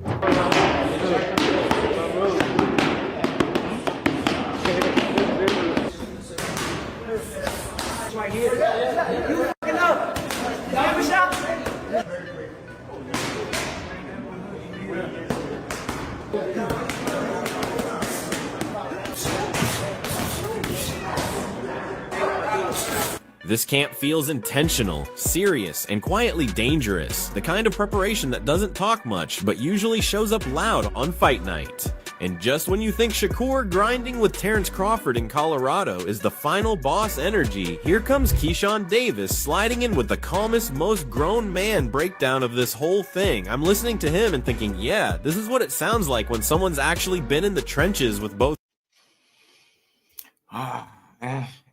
Could be Ozell, could be technique, but I'll lean toward what he said. He gave some insight on it. He said it's the lack of him wrapping his hands early in his career and the way he, he wasn't making sure he was properly wrapping his hands and then using them and damaging them.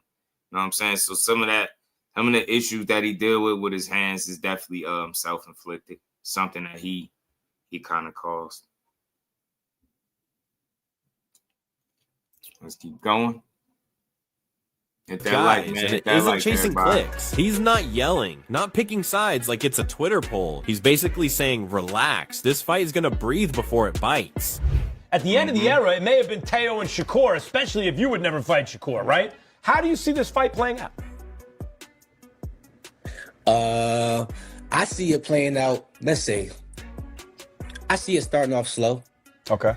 And then I see as Shakur wins the first round, as Shakur wins the second round, slowly, I think Teo is going to eventually start picking it up and start imposing his will. Right. And then, it's just going to go from there. That's how I think it's going to go. That's a fair assessment. That's a fair one. Especially for that to be his brother. I think it's going to be close. I think it'll be closer than people think. And that part matters, because when Keyshawn says it starts slow and then Teofimo ramps it up, that's not theory, that's lived experience talking. I like how he keeps it honest too, no fake disrespect, no pretending one guy can't fight. He flat out says Teofimo can fight, and if you deny that, you're lying to yourself. At the same time, he doesn't duck it either. He still leans Shakur by points, just closer than people expect. And that's the key word here, closer. Not a cruise, not a shutout, not a viral meltdown, but a Who cares how close it is? As long as he get his hand raised, man. Shit, he fighting a damn legit world champion, an accomplished world champion. Shit ain't supposed to be easy. I don't know why people talk about fights like they supposed to be easy. I get it stylistically and on paper and all that shit, but none of that shit matter if you don't perform on fight night. So none of these fights are not supposed to be easy. He taking a challenge because he taking this fight because it is a challenge, right? So he not expecting it to be easy. You hearing what he's saying? He like, he a great fighter, but I'm gonna show him. Like, he confident the way he's supposed to be, but he knows full well this shit ain't easy. It ain't supposed to be easy either. Teo can fight, bro. but he just make mistakes that a smart fighter can capitalize. Real fight where momentum swings and both guys have to answer uncomfortable questions. I think pretty good. Hey, one thing I can say though, because I've been seeing we've been amateur together and stuff. Right. Yeah. Tio can fight. I'm telling you that. Tio can fight. Winning back if you said he couldn't, you'd be lying. Right. That's a real assessment, though. I think Shakur still wins, but it's been closer than what people think. Tio is nice. A lot, man, no doubt. Yeah, and Keyshawn, speaking of Tio, you've been vocal about your desire to fight Teofimo Lopez. And of course, I was there in Las Vegas, right, when you FaceTime Tio. Now Tio's fighting Shakur Stevenson. But do we see Keyshawn and Tio at some point? How was Tio acting when I FaceTimed him? Since you brought it up, how was he acting? You tell me. You tell the people. Why do I gotta tell you? What you asked me again? Because I want to answer that. What'd you say? Do we see you and Tio fight in the future? Depending on what Shakur do with him. Hey, losing to Shakur though, that can't be a... What really stands out to me is how Keyshawn separates friendship from reality. He gives Shakur his flowers for being there in low moments. But when the bell rings, all that turns into analysis, not emotion. That's rare. No hype man talk, no burying anyone's future, just it depends how you lose energy. And honestly, that's the most realistic take yet. This isn't legacy ending territory for either guy. It's Rob was good. Yeah, that's a fact. Like the highest level, these are the best boxers in the world. That's a fact, bro. I'm telling you. Real talk. He said Key was talking shit to Core to Slick. legacy shaping territory. We're not watching a collapse. We're watching two timelines collide. And if you're expecting a one-sided story, if Teofimo was able to impose his will. Keyshawn basically told you to lower your volume and pay attention. Zoom. It depends how bad he loses. So you think it's going to be bad? Let's say he loses a competitive fight. I think that would be the most common answer is Shakur outpoints him in a very competitive fight. Beats him. What then? What then for you and Teo? For the businessman, huh? All right, cool. Since you worded it like that, I don't, because I won't go say that shit. I don't know. Honestly, I don't know what the future holds. I just know what I want to do, and I want to go to 147 and become a champion. Because I just feel like them guys just can't beat me from 140 to 147. And I just feel like, I'm a surprise the boxing world. I'm small. I just went to 140, and I'm gonna be fighting guys naturally bigger than me, and I'm gonna be stopping them. Knocking them out. And that's gonna be very entertaining. And right after Keyshawn gave us that calm, lived-in fighter perspective, the conversation naturally levels up when Teddy Atlas steps in. Because when Teddy talks, it's not noise, it's philosophy mixed with scars. I'm listening to him and thinking, yeah, this is the grown-up table of the discussion. No hype chasing, no viral soundbite hunting, just respect for two guys daring to dance when most would change partners. I love how Teddy shuts down the lazy narrative immediately. You don't get to accuse Teofimo Lopez or Shakur Stevenson of ducking anyone anymore, because this fight kills that argument on contact. I want to piggyback a little bit off of what you just said. I want to start by just giving them credit. A lot of these guys avoid certain fights. They're not avoiding them right now. You got to give them credit. A lot of people took shots at Shakur, and Teofimo at certain spots. He's avoiding this guy. He's avoiding that guy. You can't take those shots at these two guys. Definitely can't now. They are stepping up and they are taking fights that a lot of people are probably surprised they took. Now, a lot of people will say style-wise, Teddy, style-wise, is this going to be a great fight? I don't know if it will. I mean, style-wise, I could see you having a little reservations. Two skillful fighters, two talented fighters, two fighters that are at a high skill level that will compete in the sweet science. The honesty about style is refreshing. This might not be fireworks every second, but it will be real boxing. Adjustment. It's crazy that, people even say that. Like, why do you do fights gotta be fireworks the entire time for it to be a good fight? Whatever happened to appreciating a good high-level chess match between two world-class fighters? I don't get it, yo. All this fake craving for excitement. You got to be overly excited. Man, shut up, man. If you wanted to be exciting, tell Teo to have his A game, and I think that'd be enough, man. That'd make it a damn good fight because they both going to be on top of their games, I believe, and that's what makes the fight what it's going to be. space control, and timing. Teddy highlights Shakur's willingness to step inside, and that matters against Teofimo because you can't just live on the outside and expect peace. At the same time, Teo's power is the variable that changes conversations mid-round. Athleticism versus explosiveness, talent versus talent. This is the kind of matchup where one tiny decision can flip around, and for people who actually love the sport, that's exactly the point. Teofimo showed you that he can fight inside, he can fight outside. He would have the advantage of power in this fight. You know one thing that I love about this fight, Bud? Shakur's very athletic, very talented. So is Teofimo. He's more explosive with power, but Teofimo is very athletic. He is very talented. You got two athletic guys, two talented guys. Again, Teofimo I would favor with the power. This is going to be interesting. I'll tell you, it's a lot to like about these two athletic, talented fighters. I like this breakdown, and man. Right after Teddy Atlas gives you that professor with a blackboard breakdown, the vibe shifts when Timothy Bradley Jr. jumps in because Tim doesn't analyze boxing like a spectator. He talks like a guy who's been in there, hearing his own heartbeat. I'm listening to him and thinking, yeah, this isn't about hype. This is a warning label. He's basically telling everyone, commentators included, if you come into this fight lazy, you're going to miss the whole story. This isn't a rock'em sock'em fight. This is a chess match where every inch is earned and every mistake is expensive. And I love how he frames it. Fundamentals versus explosion. On one side, you've got Shakur Stevenson, who treats defense like a locked door and only opens it when it benefits him. On the other side, you've got Teofimo Lopez, a guy who doesn't need many invitations to turn a calm around into a problem. Bradley's message is clear. If you don't understand nuance, timing, and setups, you're going to call this fight boring and expose yourself in the process. This is boxing for people who actually watch boxing.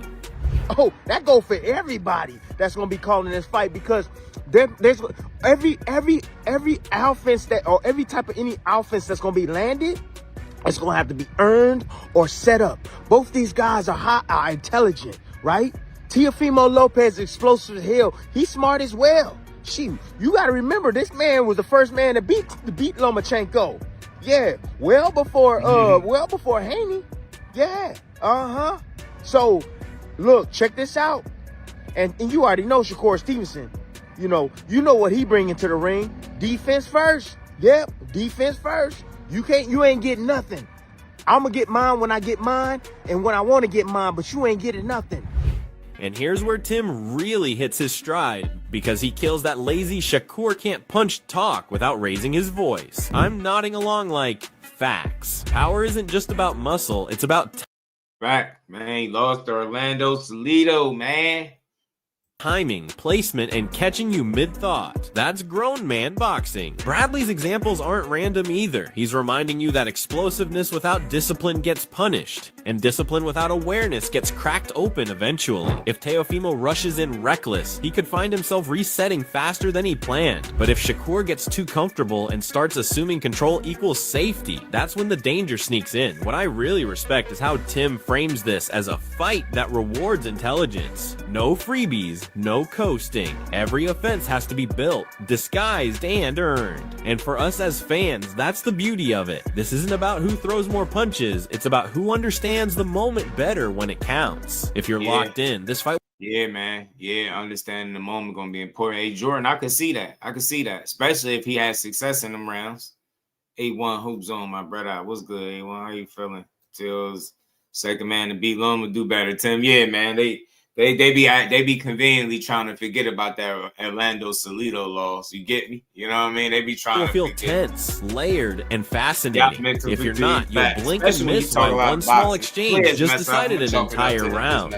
So look, y'all might perceive this fight as being boring and this and that. This gonna be one hell of a technical battle that I can't wait to see. I can't wait to see this battle. Oh yeah. Yeah, because what y'all gonna witness is, I'm gonna tell you right now what you're gonna witness. You're gonna witness fundamentals, great fundamentals, versus that explosive stuff. You know what I'm saying? That explosive stuff. So like, let me give you a prime example. Not to this degree, but Tonio Tarver, Roy Jones. Tarver had them fundamentals down. Roy did. Had them fundamentals down. Here's my call, and I'm not hedging it. I see this fight starting exactly how Shakur wants it to start. Clean lanes, controlled distance. Teofimo having to earn every inch like it's rented space. Shakur Stevenson will bank early rounds with precision and make it feel like he's got the remote control. But here's where it gets uncomfortable. This is not a 12-round seminar. Somewhere in the middle rounds, Teofimo's timing starts syncing up. The reads sharpen, and those sudden bursts stop being guesses and start becoming statements. Teofimo Lopez isn't going to win minutes. He's going to steal moments, and moments matter when judges are human. I don't see a blowout, and I don't see panic. I see tension. I see Shakur adjusting brilliantly, but I also see Teofimo forcing him to work harder than he wants to, especially late. My edge goes to Shakur by a tight decision, not because he dominates, but because his discipline survives the chaos just long enough. And if people walk away arguing, replaying rounds, and splitting scorecards, that's not controversy. That's proof this fight delivered exactly what real boxing looks like. Now, I understand what happened. Now, yeah, look, if Teofimo Lopez, he get out of line, and he want to run in there that fire, and he get his behind caught, just like, hey, Norman Jr. got his behind caught, talking about, oh, he can't punch. Oh, he can find himself picking himself off of the canvas, too. Yeah, talking about Shakur can't punch.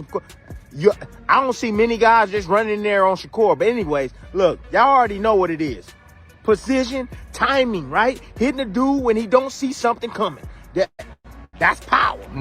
Now, it's really on you. Drop your take in the comments and don't hold back. Tell me how you see this fight playing out, who controls it, who cracks first, and why. I want real boxing opinions, not scoreboard watching, because this is the kind of matchup that deserves actual discussion. And yo, if you're rocking with the breakdowns, the reactions, and the real fight talk, don't ever forget to like, share, and subscribe to Boxing Headquarters. That support keeps this thing moving and lets us keep doing this the right way. We're locked. Shout out to Boxing Headquarters, man. I like this breakdown from them. This was a good breakdown. Big Tex, what it do, my guy? How you feeling, man? It was a good breakdown. Shout out to Showbiz, though. He had a little tinfoil hat on, and he gave a little breakdown of rock versus water and water versus water. It was an interesting little theory. I'm going to play it for y'all, man. I'm going to play it for y'all. Hit the like button, y'all. Hit the like button. Shout out to Big Tex. Let's get to it, because trying to get people, anybody that was giving Teo the edge, try to play those clips so people can, everybody ain't going, of course. Some people are actually picking Teo to win. Remember my concept of water and rock? I said water beats rock. I chose rock over water with Canelo over Terence Crawford. Both the times I chose rock was over Terence, who is water personified. Water beats rock almost every damn time. And you have water versus water here. But I feel that Teo is more water than Shakur. Am I wrong? Shakur is more technical. Teo is more water. Teo will hit his shoe. Teo will step back and do weird. Teo is less rigid than Shakur. Shakur is fast. He's quick. But Shakur movements and everything. He's in the pocket. He's super technical. He's probably the most technical fighter in the world. But Teo is more fluent. Look at Teo. Look at what he does. Teo is more water than him.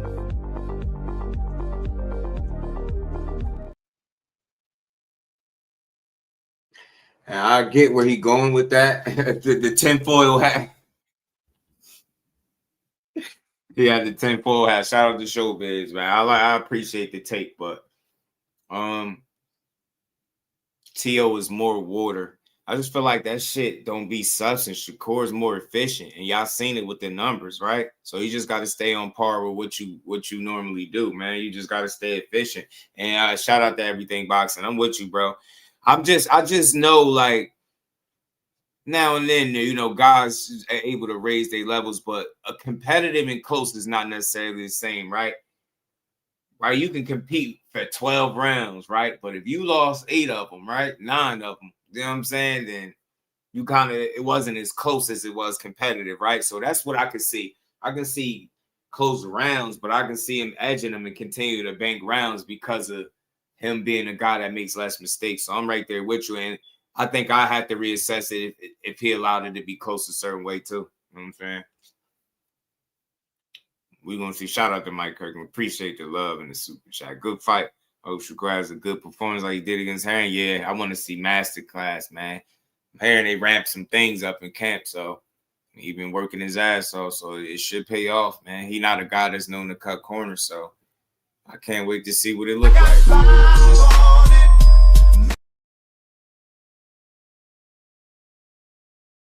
Yeah, that was the tenfold hat right there. How come ever be in doubt? Yeah, that's why I say, man, just stay consistent with what you do. Put rounds in the bank.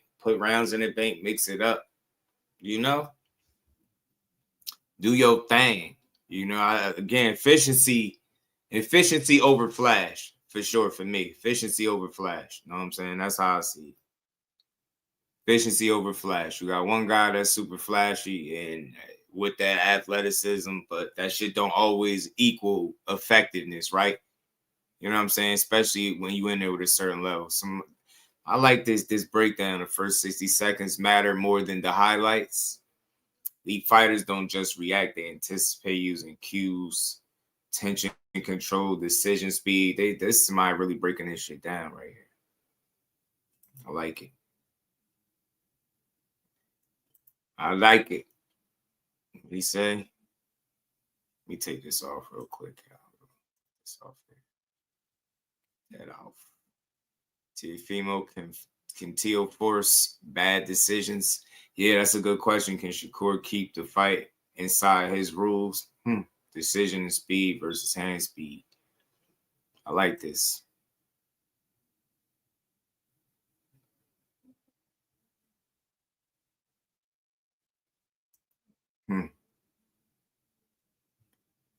I like this. Touch first, lead first.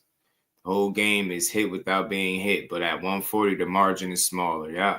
Make TL miss big misses create frustration. Frustration creates mistakes. Yeah. TL by UD. Okay. Going backwards too much. Okay. Shakur gonna let TL dig his own grave. Yeah. Stack rounds, don't chase a KO. Shakur tries to prove power. He gives Teal exchanges. Teal once. Nah, I don't think he's going to try to do that. Bottom line, Shakur's win condition is discipline, not drama. Yeah, that's a great point right there. I like this breakdown right here. Let's keep going, man. Teal needs a storm. Shakur needs a spreadsheet. And you got chaos and unpredictable versus control efficiency. I'll take the control and efficiency versus the chaos and being unpredictable, because as much as you want to think that you're unpredictable, we kind of know what you're going to do, and then people know where your weaknesses are. You haven't changed that yet. Say undetermined.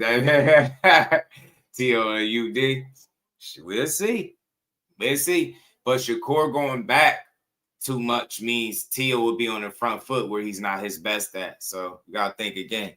UD, I don't see that. Hell no. You know what I'm saying? Unless he's able to just completely overwhelm Core in the 5 pounds difference, like affect him. Like the vid, I'm listening back. Shout out to Tay. Appreciate you on me. Teal don't need to risk too much. Teal's the champion. You can't rely on that. You damn sure don't rely. You damn sure don't want to rely on that, bro. You definitely don't want to just rely on the fact that you're a champion. Better come to win rounds, bro. You know what I'm saying? Teal wins by making this fight uncomfortable, messy, violent, unpredictable. Shakur wins the fight by making the fight boring, clean, safe, efficient. I hate the word boring, man, because just because I'm putting hands on you and you can't hit me don't mean it's boring, but I get it. You know, if people was to tell you it's a boring fight, they would think that favors Shakur, right? But safe, what he calling safe, I say it's smart, efficient, clean. You get what I'm saying? Smart boxing, bro. That's what you need. You don't need to go in there and be messy, violent. Boxing violent enough, man. You just be who you need to be on the night, and that's yourself, bro. Go out there and be yourself.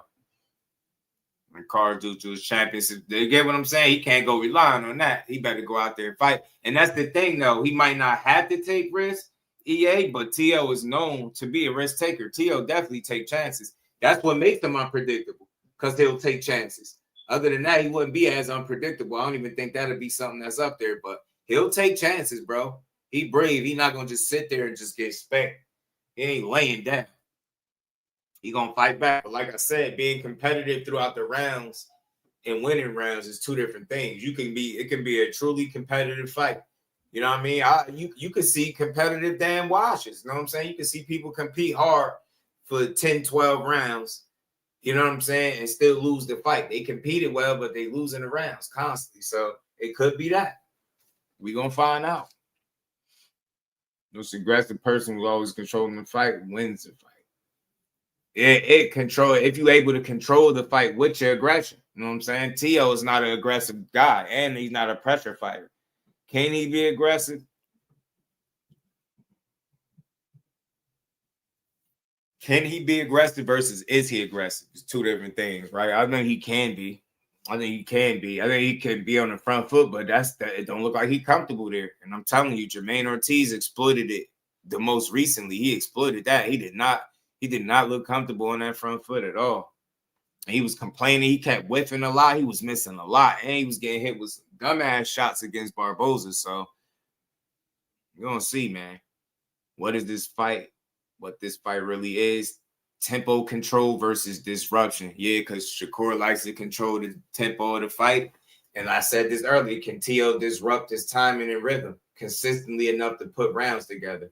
Can he create enough of those unpredictable, messy, violent moments for him to put rounds in the bang and put Shakur at a deficit, make him uncomfortable, make him question himself a little bit? You know what I mean? That's what he's going to have to do. His work is cut out for him for sure.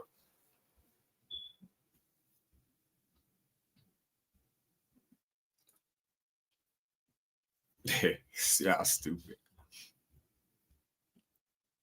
Let's keep going, bro. Hold on. I got one. I think I got one more.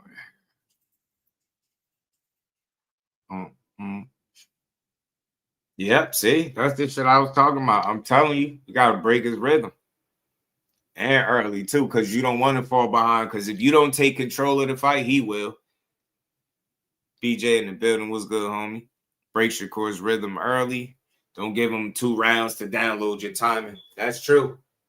You want to do the downloading before he do. So that's fair, man. I like that. When the space, Shakur lives where he can touch and step out. Teo has to keep him close enough that exiting costs energy. Exiting costs energy. Yeah. That's not going to be easy. Make it a physical fight. Leg plus body tax. Not head hunting. You slow down feet. You slow down defense. But shit, we seen it. We seen it in his last fight. He was really able to take some real good body work from Williams and Payton. And he was able to weather the storm of a guy that threw almost 1,000 punches at him. So that's the thing. Can you be efficient with your volume? Teo has had a tendency. He can up his volume. I hear people saying he could push the pace, but can he be efficient while doing so with somebody that's as good as Shakur is defensively, right? Can he find himself up 2 rounds, you know what I mean? Or at the 3, you know what I mean? Up 2 rounds instead of down 2 rounds, right? You already know. Shout out to Reef, man. Shakur already said he's playing catch. Playing catch. Whatever that means. I think you're coming to win. I keep seeing people say something about the attacking Shakur body, but shit, that's a body attack is a 2-way street. We got 60 people in the building. Hit that like button, y'all. Sub to the channel, support the ground. We're gonna keep cooking for a bit. He said Shakur already said he's playing catch. Catch what? What's catch? Teo gonna be catching hands. Is what you're saying now? Is what you're saying now? Oh, let's keep going though. Let's keep going. I mean, I think Keyshawn on that OSTERINE, that's it. Why you say that? Come on, you just Far as that. far as next, I want to see him fight Teo. If Teo can win, you know, I don't have him beating Shakur, but he's more likely to fight Devin with like out no clauses, you know, just straight up welterweight. We have video footage. We've seen a Shakur Stevenson say in an interview, I don't want no clauses. Then maybe like a year later on the Breakfast Club interview, he say, I want clauses. Dude don't know what the fuck he want. Motherfuckers be talking all that shit on everybody's name. Then when you faced with it, when it's real, now you talking about clauses. You already ducked it at fucking 35 because you wanted like a bigger share of the pie and all that shit, whatever the fuck. Now you talking about if you go up there. And he already said he going back to 35, so he don't really want to work at 140 either if he beats Teo. So we already know that you're not finna try to go up there with like welterweight, and he don't want to work. You ever see somebody like downplaying a fighter because they not willing to go to the 5th weight class, or they ain't even get to that point yet?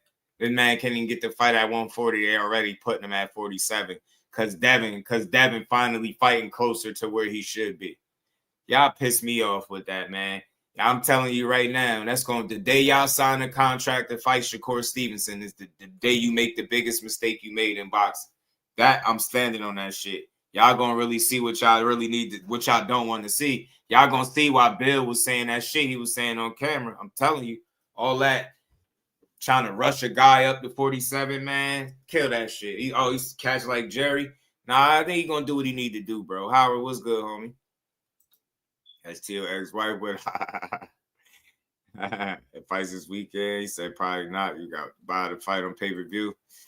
I don't know if I want to buy Matias and Dalton Smith, man. I might though, man, because we junkies, man. I might, man. But I'm telling you now, if I buy it, I didn't want to. If I buy it, I didn't want to, bro. I don't be we buy the pay-per-views, but some of these shits don't be worth it, man. I just don't think Dalton Smith and Matias should have been pay-per-view. I think that's some bull. Clip talking about this fight record on coming forward. The reach is real. Yeah. They, at this point, bro, all they got is narratives to go off to since, bro. They don't got no proof about nothing. They just be chatting. Or I'm telling you, they just be chatting, man. They don't be having no proof about nothing, dog. You know, Teo gonna pay for all that shit, he said, man. So let's see, man. Can he be the one to attack the body and slow him down early? No head hunting. It is smart, though. You know what I'm saying? So I plead the fifth to do it on court versus dead matchup. I get you, bro.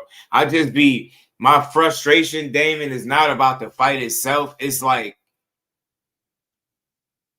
you making a guy seem like he's less than for not planning to go to the 5th weight class, and he ain't even get through the 4th one, right? It's annoying. It's like, bro, the dude started at 26. That'd be his 5th weight class. Devin started at where? You got 35, 40, 47. That's 3. He'd be on his 5th. Devin would be in his 3rd. You see the difference? I'm not knocking him. It's just, obviously, he started 2 weight classes below Devin Haney. What does that tell you about Shakur Stevenson? He's naturally smaller, right? That's all that is, man. I don't know why people keep making a big deal about some weight, man. But I'm telling you, it's going to be the day y'all sign the contract to fight Shakur Stevenson and he's signing in return is going to be the day y'all lose. That's all. I don't have nothing bad to say. It's just my opinion. I think y'all lose that fight. Y'all. I hear people saying they're not on the same level, all types of weird ass shit. But you can't prove it based on nothing that's going on in the ring. So I don't even know why people would say something as silly as that. What level is that? You know what I'm saying? What level is it that Devin is on that Shakur hasn't reached? This shit sounds silly. They both world-class dudes. On the front foot, still going to be one way. But whooping, yeah. Yeah, man. If he can't get his offense on track, he in trouble. But I think he'll find a way, man, because Teo's a little, I don't know. He's just an athletic guy. He can fight. You know what I'm saying? Because the hell with them. It's not smart, bro. Boxing is about not taking punishment, EA. Not just satisfying fans, not taking punishment. Get what I'm saying? Like, why should he? If I gotta take punishment for you to watch me, then don't watch me. That's how I'm on it. You get me? So that's that. He thinking about longevity. He's a smart fighter. See, think about it. He knew the opponent. He had the right opponent to fight that way against, and he did it. So he satisfied the fans in that way where Whereas he showed you he can do all the things that people said he can't do. But don't expect him to fight every fight that way, right? Because obviously him fighting in the pocket, he get hit more than he ever been hit in his career. That's not something that he's planning to make a habit, right? He's not making a habit out of getting hit a lot. So think about it. Smart fighters, man, they find a way to be effective and efficient without taking punishment. And that's what he is. That's why I tell you, man, a lot of times people only see value in offense. But I see value in a guy that's stopping you from getting your offense off while he can consistently hit you. That's a dog to me. That's a dude that's special, high-level guy. You know what I'm saying? He does it consistently. So I don't think he should go out there trying to prove nothing to anybody. He did that already, right? He did it already. You get me? And you won. You won an impressive fight. You showed everybody that you got everything that they said you didn't have. You showed toughness, dog, grit, determination. You took shots. You gave them back, right? You dealt with somebody that is a constant pressure fighter throwing a shit ton of punches, and you got it done still. You know what I mean? Shout out to K-Dot. Yeah, they not like us, my guy. Chavez family said Teofimo is going to win. I ain't mad at you. You got a really good chance, Chavez. 50-50 fights, that's what happened. And I'm calling it 50-50 because on paper, I think it's the fair thing to say. You know what I'm saying? You can't say this is a easy fight, right? At least it ain't supposed to be. It ain't supposed to be. Lastly, man, I seen this weak ass rumor thing going around. The action court is played, but don't want to see him do that ever again. Nah, point proven, right? You know what I'm saying? He said he's a fan. Truth be told, that really all it is, people want to see him get hit, and he ain't going for it. He was absolutely right. I'm telling you, Howard, they just want to see him get hit, bro. Shout out to Chavez. Appreciate you, fam. Look, T.O.'s a hell of a fighter. That's why you want to see this fight, man. Put his dukes up, man. See if Freddie Roach and T.O. Sr. could put something together. You know what I'm saying? Then you got Wiley Moses, Brown Sims over there on the other side. Let's see. Let's see how it go, man. You know? But we're going to keep building. We're going to talk about I wanted to talk briefly about Ortiz too, man. Because the Bash brothers got two live dogs. They fighting two fighters that's going to be underdogs.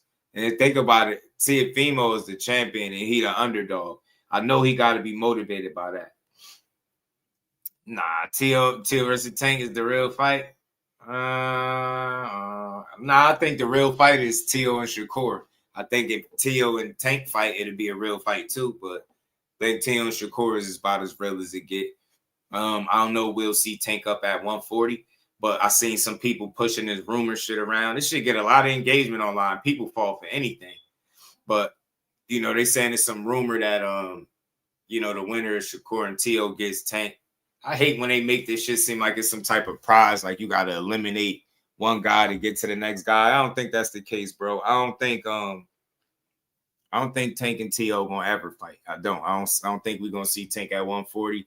Unless he changed his mind. But the last time he spoke about it, he said he wasn't doing it. So I don't see it changing. I don't see what the reason would change between, well, I don't know. Maybe because of the Jake Paul fight, you never know what opportunity it takes. So it's a possibility, but I think it's slim. I don't think you see the winner of this fight Tank. You know what I mean? I don't know.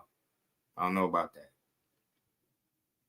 Him into his back foot and countering, he says, performance generally average when it comes to exerting pressure and initiating his offense. Yeah, Jermaine Ortiz had him whiffing a lot. Jermaine Ortiz really made him miss a lot.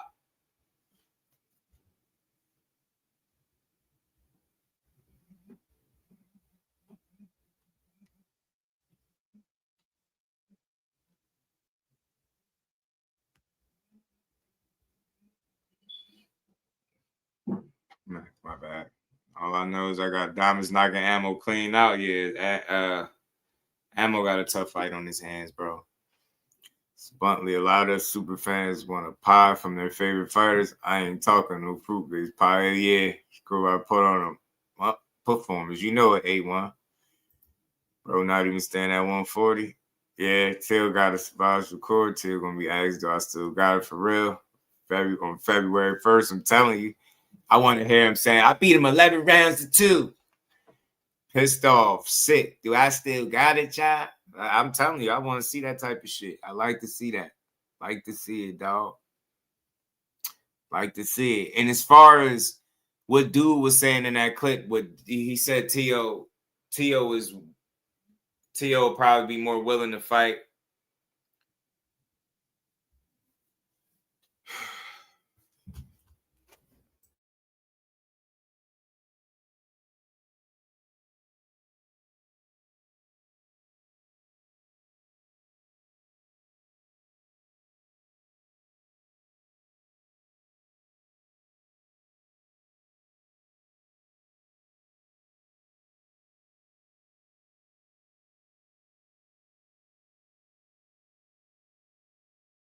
My bad, y'all. Shout out to Chavez, man, for subbing to the channel. Anybody new in the building, sub to the channel.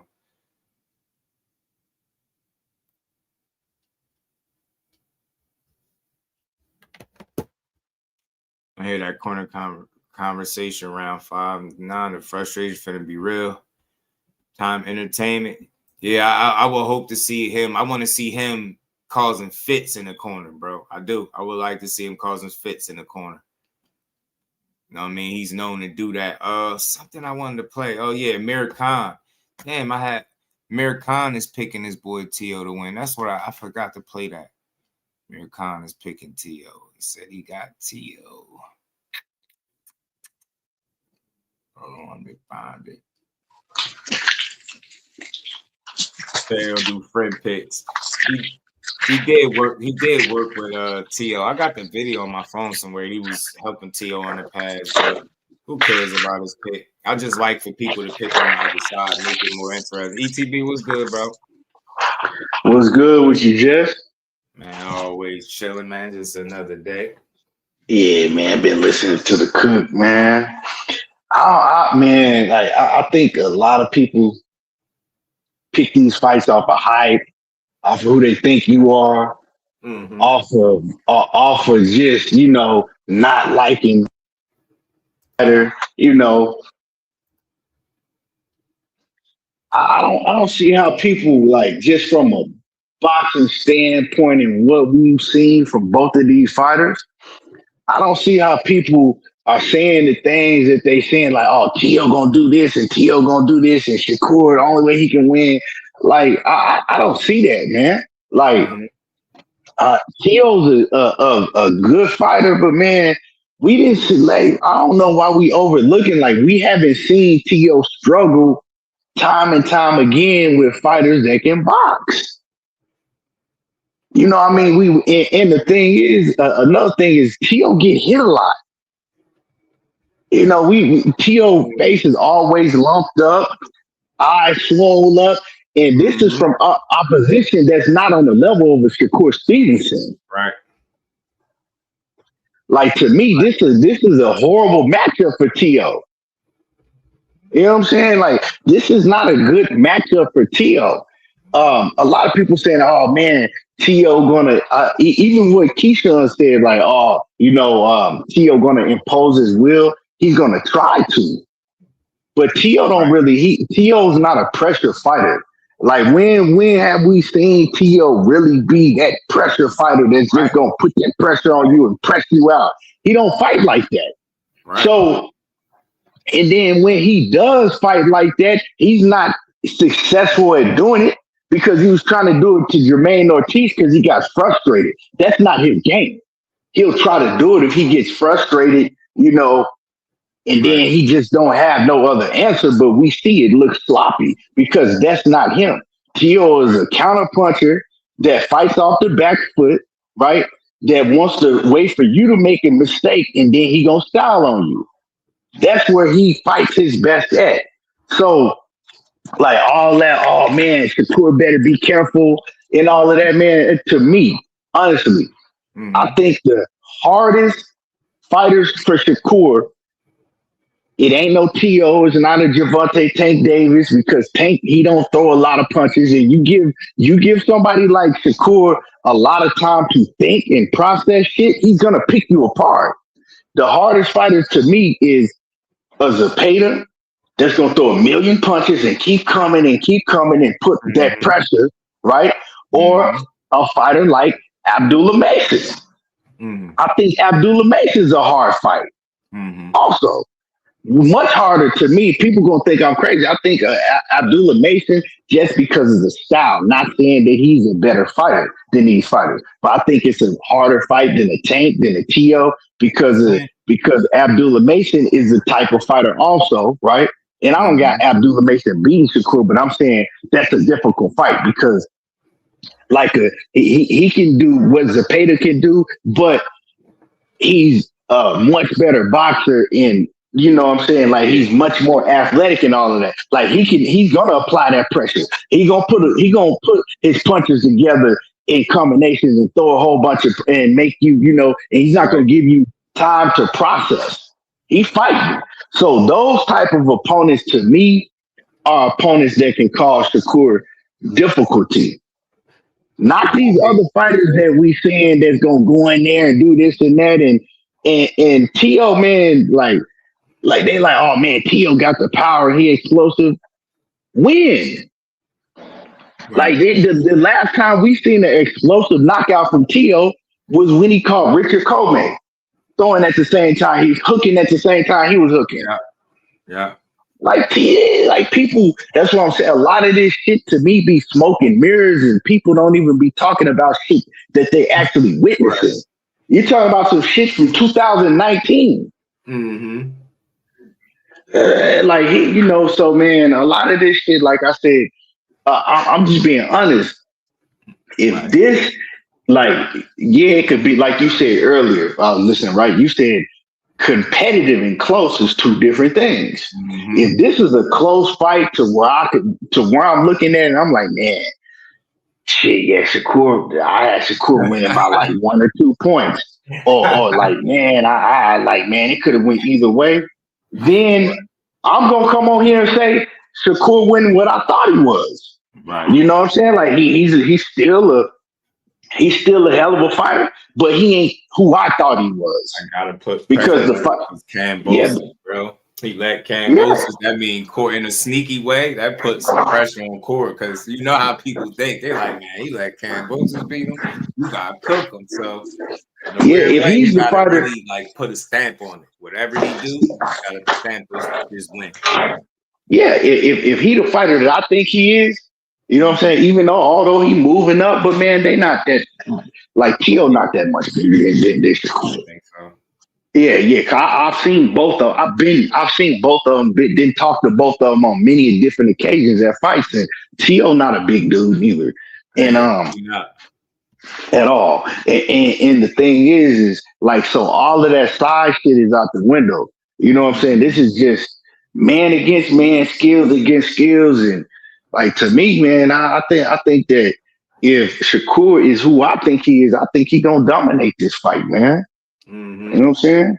I think he should dominate this fight, man. And yeah. And I don't see all of that. Oh well, he got to do all that movement and running. I think that he has to put a complete fight together to make and show people I'm on a whole different level than the Tio. You know, and that's doing some of everything. You fighting in the pocket, you fight mid-range, outside. That's what a complete fighter is. A complete fighter is not somebody that's just going that has to stand there toe to toe and bang it out with you, or got to fight on the outside. Or a complete fighter can do everything. Like the Andre Ward, when he put on them performances against like Chad Dawson and shit like that. You know, me and you could talk about shit like that. A lot of these dudes, they don't know boxing. They don't watch. They don't know nothing about the boxing history or nothing. You know. Nope. Yeah, I just see, man, him putting on a complete masterclass. But the thing is you do have questions like, okay, what happens if his hands get hurt? That's always, you know, hey. But you know that's I think to me that's the only question. Like, okay, I still got him pulling out a victory, even if his hands get hurt. But how healthy is he? You know what I'm saying? He did it like I was, you know, my guy was in the camp for the Zepeda fight, and he was letting me know like a couple times in the camp he had tweaked his hands. That's why I was playing that clip earlier. I don't know if you had caught it. He was talking about how he how he was saying how he hurt his hands. He was hurt. Yeah. Yeah. Like he still be able to work through it. So like I heard he did it. He tweaked his hand a couple times in this beta camp, and both times my guy told me like he noticed it didn't stop nothing, but he just like made an adjustment to try to avoid doing that same shit again. So he seen both times he kind of hurt his hand. He'd do something different, try to avoid it. But he said each time he was able to push and work through it. So he said he noticed that. He told me right from the rip, he was like, yo, his hands ain't gonna be the problem. Because he seen it like even him hurting it and grimacing, he like, yo, dude, just push right through this shit. Just work right through it. And you know what I mean? You seen him stop a Padley with hurt hands, and you seen him beat up on Zepeda. A lot of people thought his hands was messed up after that, but now I think he just got hand issues. That's just what it is, bro. Yeah. That's part of his career. You know what I mean? That's something he got to manage. And I like his attitude towards it. It's like, bro, I just got to deal with this shit. Like, hey, I got to fight through it. You know what I'm saying? And I like it. Manage your hands. I heard he got some. I think it's what kind of gloves? My God said winning gloves, some type of gloves. Winning or Grant's. Grant's got a lot of padding in them joints too. He needs stuff like that. And again, Floyd was making sure his hands was wrapped a certain way late in his career. He said that was helping a bit manage his hand issues. So maybe he need to think about that too. Yeah. And another thing, like a fighter like Edwin De Los Santos, when Shakur fought Edwin, to me, Edwin is a way more dangerous fighter than the T.O. Yeah, T.O. is more athletic, and he got more, you know what I'm saying? He got probably more tools in the bag. Yeah. You know, but I mean, shit, Edwin's a dangerous fighter. Yeah, dangerous and unpredictable a little bit too. Like you see him, Shakur was fucked up, like real bad. You know what I'm saying? He was at his worst when he fought, as far as his injuries, when he fought Edwin De Los Santos, and he still was able to, beat him. That's why I'm like, 100%. He should be just fine. You was sick, injured, all types of shit.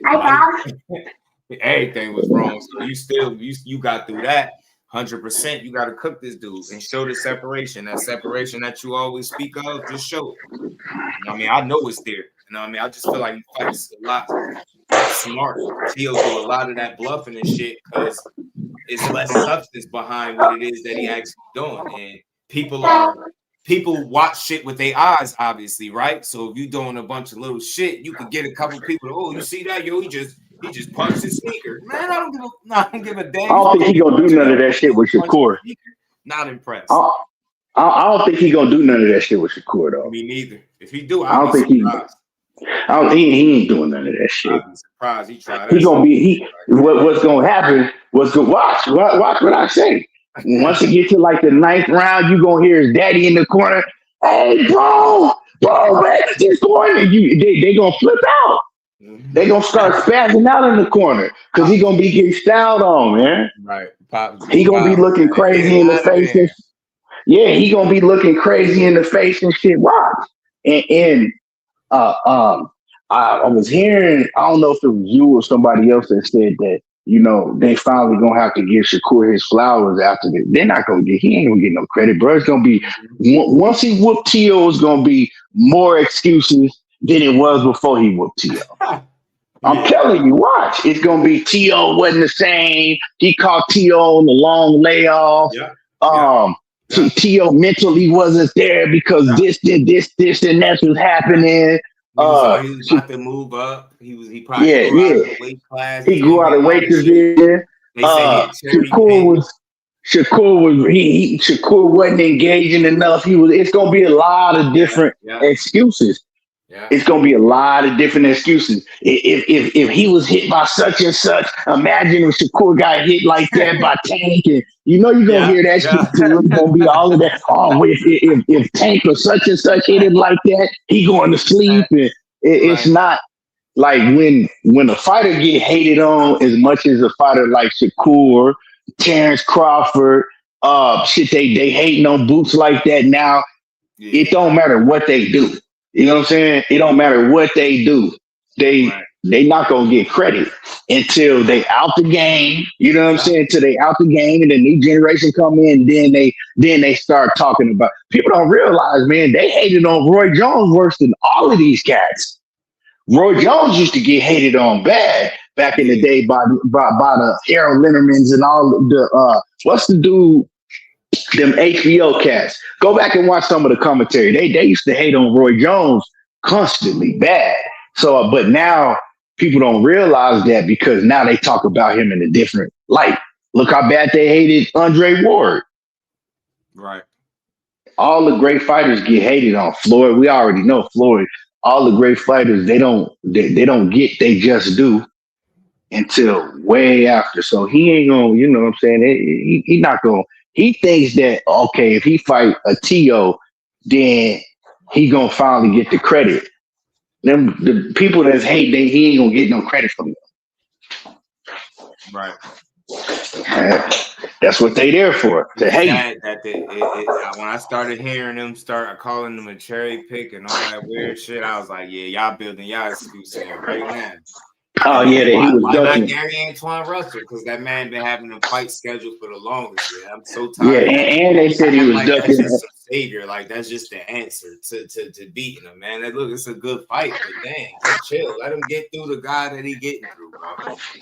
Right, and they said he was ducking cats at 135. Like we ain't seen him lose already, and Puello ain't do nothing that's super ordinary. He but box. He just was smart, and when you got a game plan and you execute it. That's what you get. You get those kind of results. Because I definitely didn't have Puello beating him. I thought he was gonna get that dude. Oh, when yeah, man. And I was at that fight. I was at that fight ringside, man. And the thing is like, and so I watched the ringside, right? Mm-hmm. Then I went back and watched it, and you know, Gary, one of my favorite fighters. Like I rock with Gary, so I'm biased. Like I'm gonna keep it real with any when it comes to any fighter when we talking about breaking it down, right? But I wanted Gary to win because I rock with Gary. Mm-hmm. And when I went back and watched that fight, I was like, yeah, I think Pollo might have beat him. Like they was talking about, Gary was trying to act like he got robbed, but nah, he ain't get robbed. Right. Poirier was putting them hands on him, but man, Poirier was catching him with them counters, man. Yeah. And Poirier can fight. To me, he one of the dark horses that I thought Poirier beat Subriel Matiz to keep it a buck with you. I thought he won that fight. Man. I thought he had got him. Yeah, I thought he won that fight, man. Poirier can fight his ass off, man.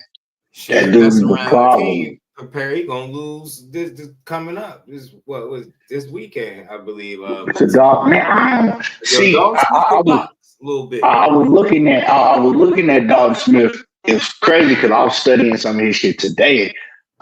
You know, I was watching him, and the only thing to me is like, man, you can't really he ain't fought nobody, so it's hard to gauge him cats like that because it's like you seeing him and you see the skills that he got, but then it's like, okay, you don't really got nothing to compare. Yeah, right. You don't got nothing to compare to. You know what I'm saying? Because them dudes that he was fighting, they lower level, low tier cats.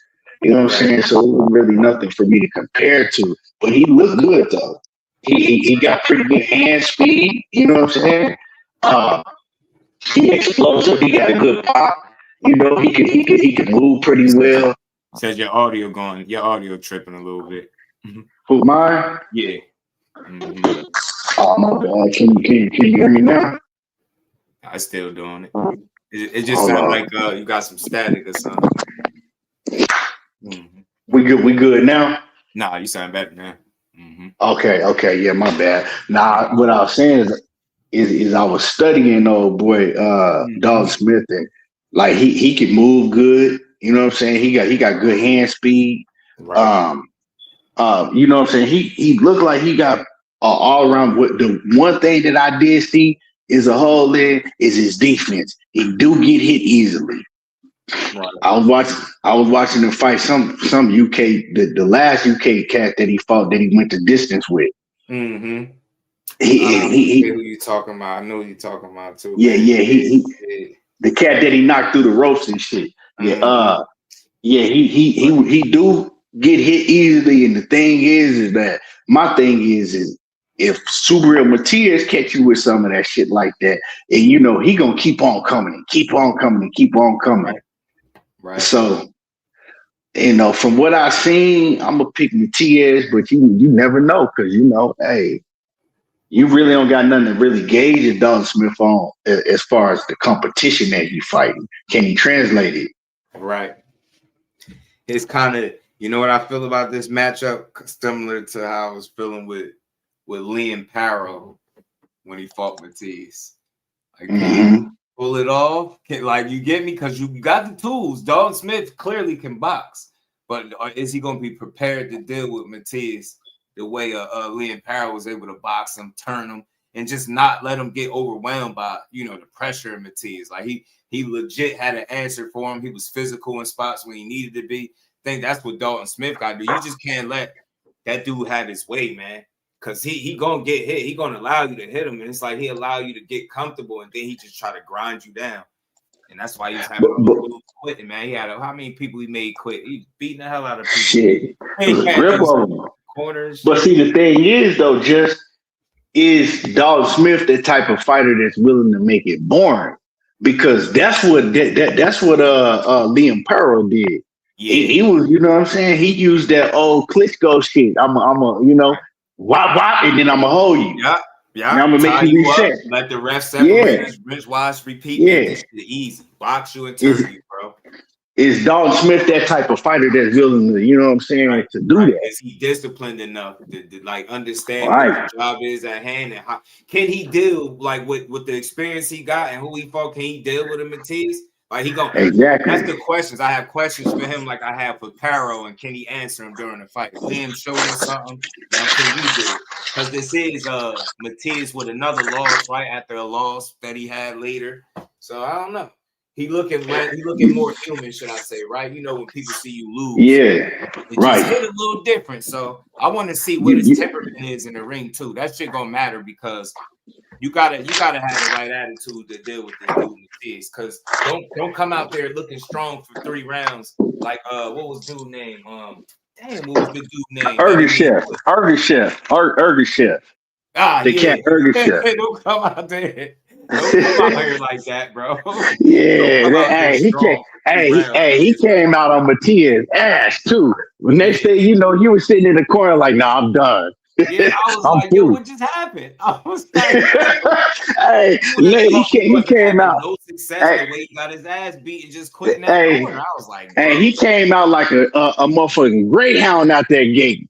I'm telling you, he came out he piecing buddy ass up. I'm like, yo, Matias better stop getting hit. And next thing you know, a few rounds later, 6 rounds, we got 6 rounds in, dude sitting in the corner like he had enough. I'm like, hey, he ain't never been the same since me. He can't let the fight get away from him because that shit be like it's quick. It be sudden. It's like you be in there fighting and then he just start to mix it up. He start going top body. He don't really load up. That's why I like Matias. He just gonna hit you wherever he can hit you at, and he gonna grind wherever you down. Yeah, cause he like he just keep coming like a goddamn zombie and shit. Yeah, he just keep coming. But you know who I had the same questions about that answered the questions that I had, like the same questions that we got for Dalton Smith. That I had the same exact questions about, but he was actually able to answer them questions in a loss though. The Sam Noakes, because when I was trying to study Sam Noakes, I'm like, yeah, he looking good, but the competition that he's fighting, he ain't, you know what I'm saying? I can't really gauge him, so I don't think he's gonna be able to do that shit to Abdullah Mason.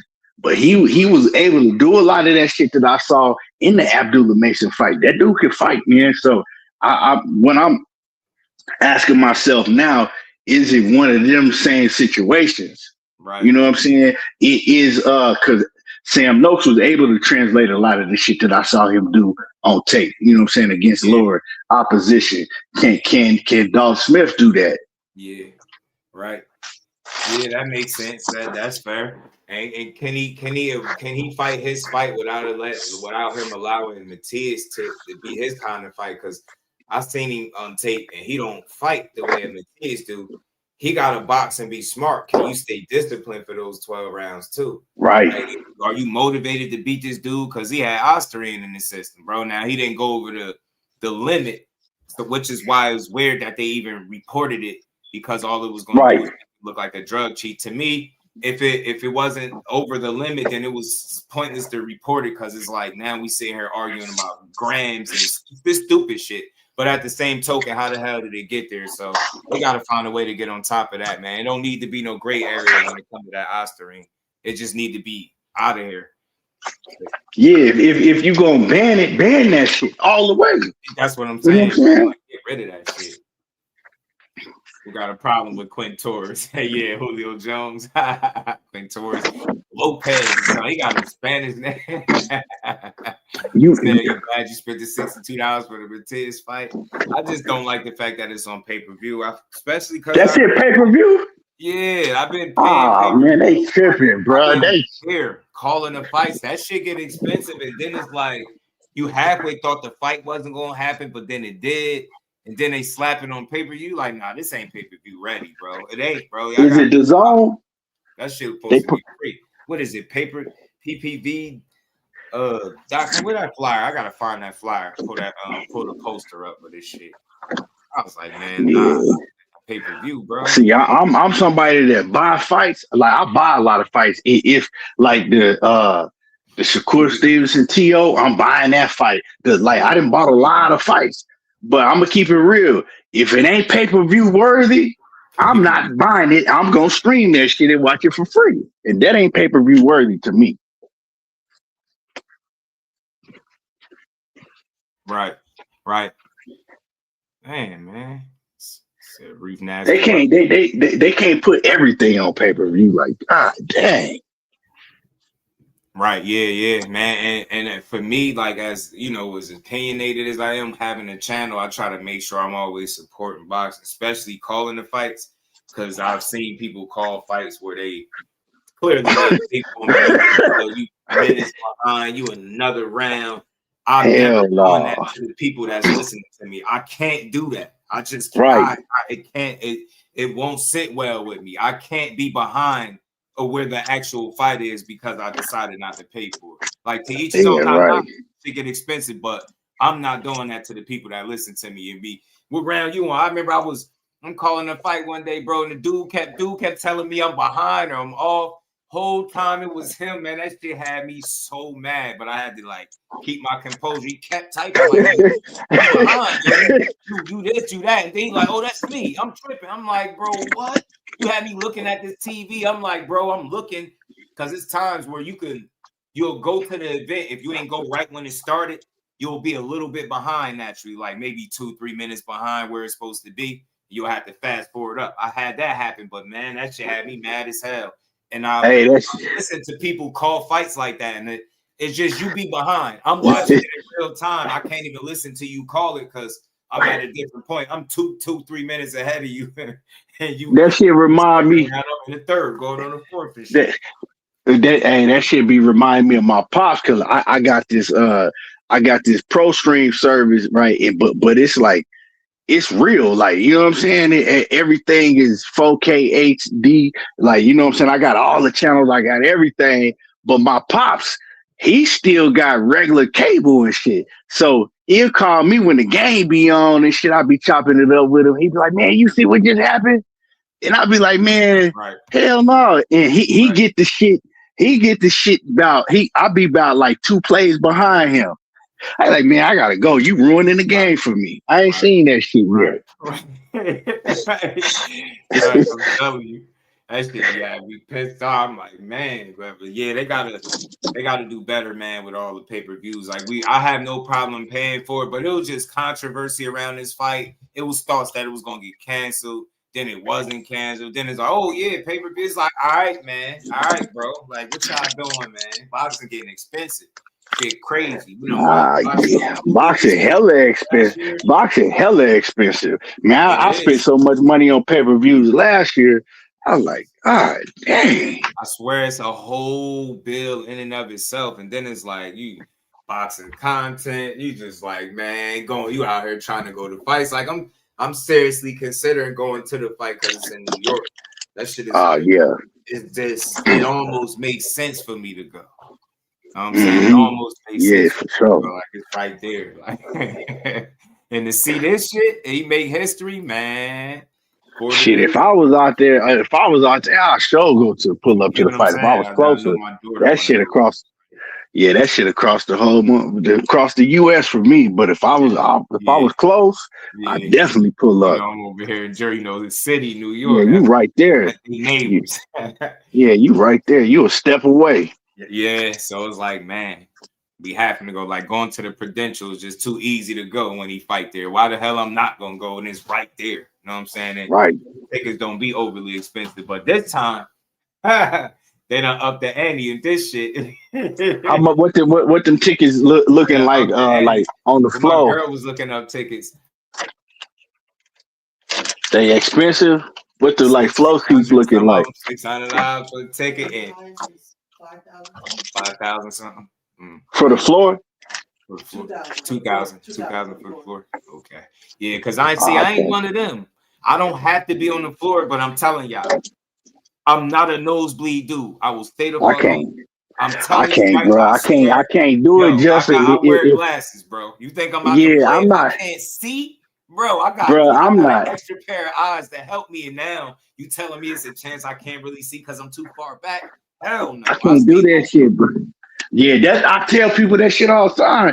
You probably done heard me say that shit on my live. Like, if I can't be close to where I can see the fight, right?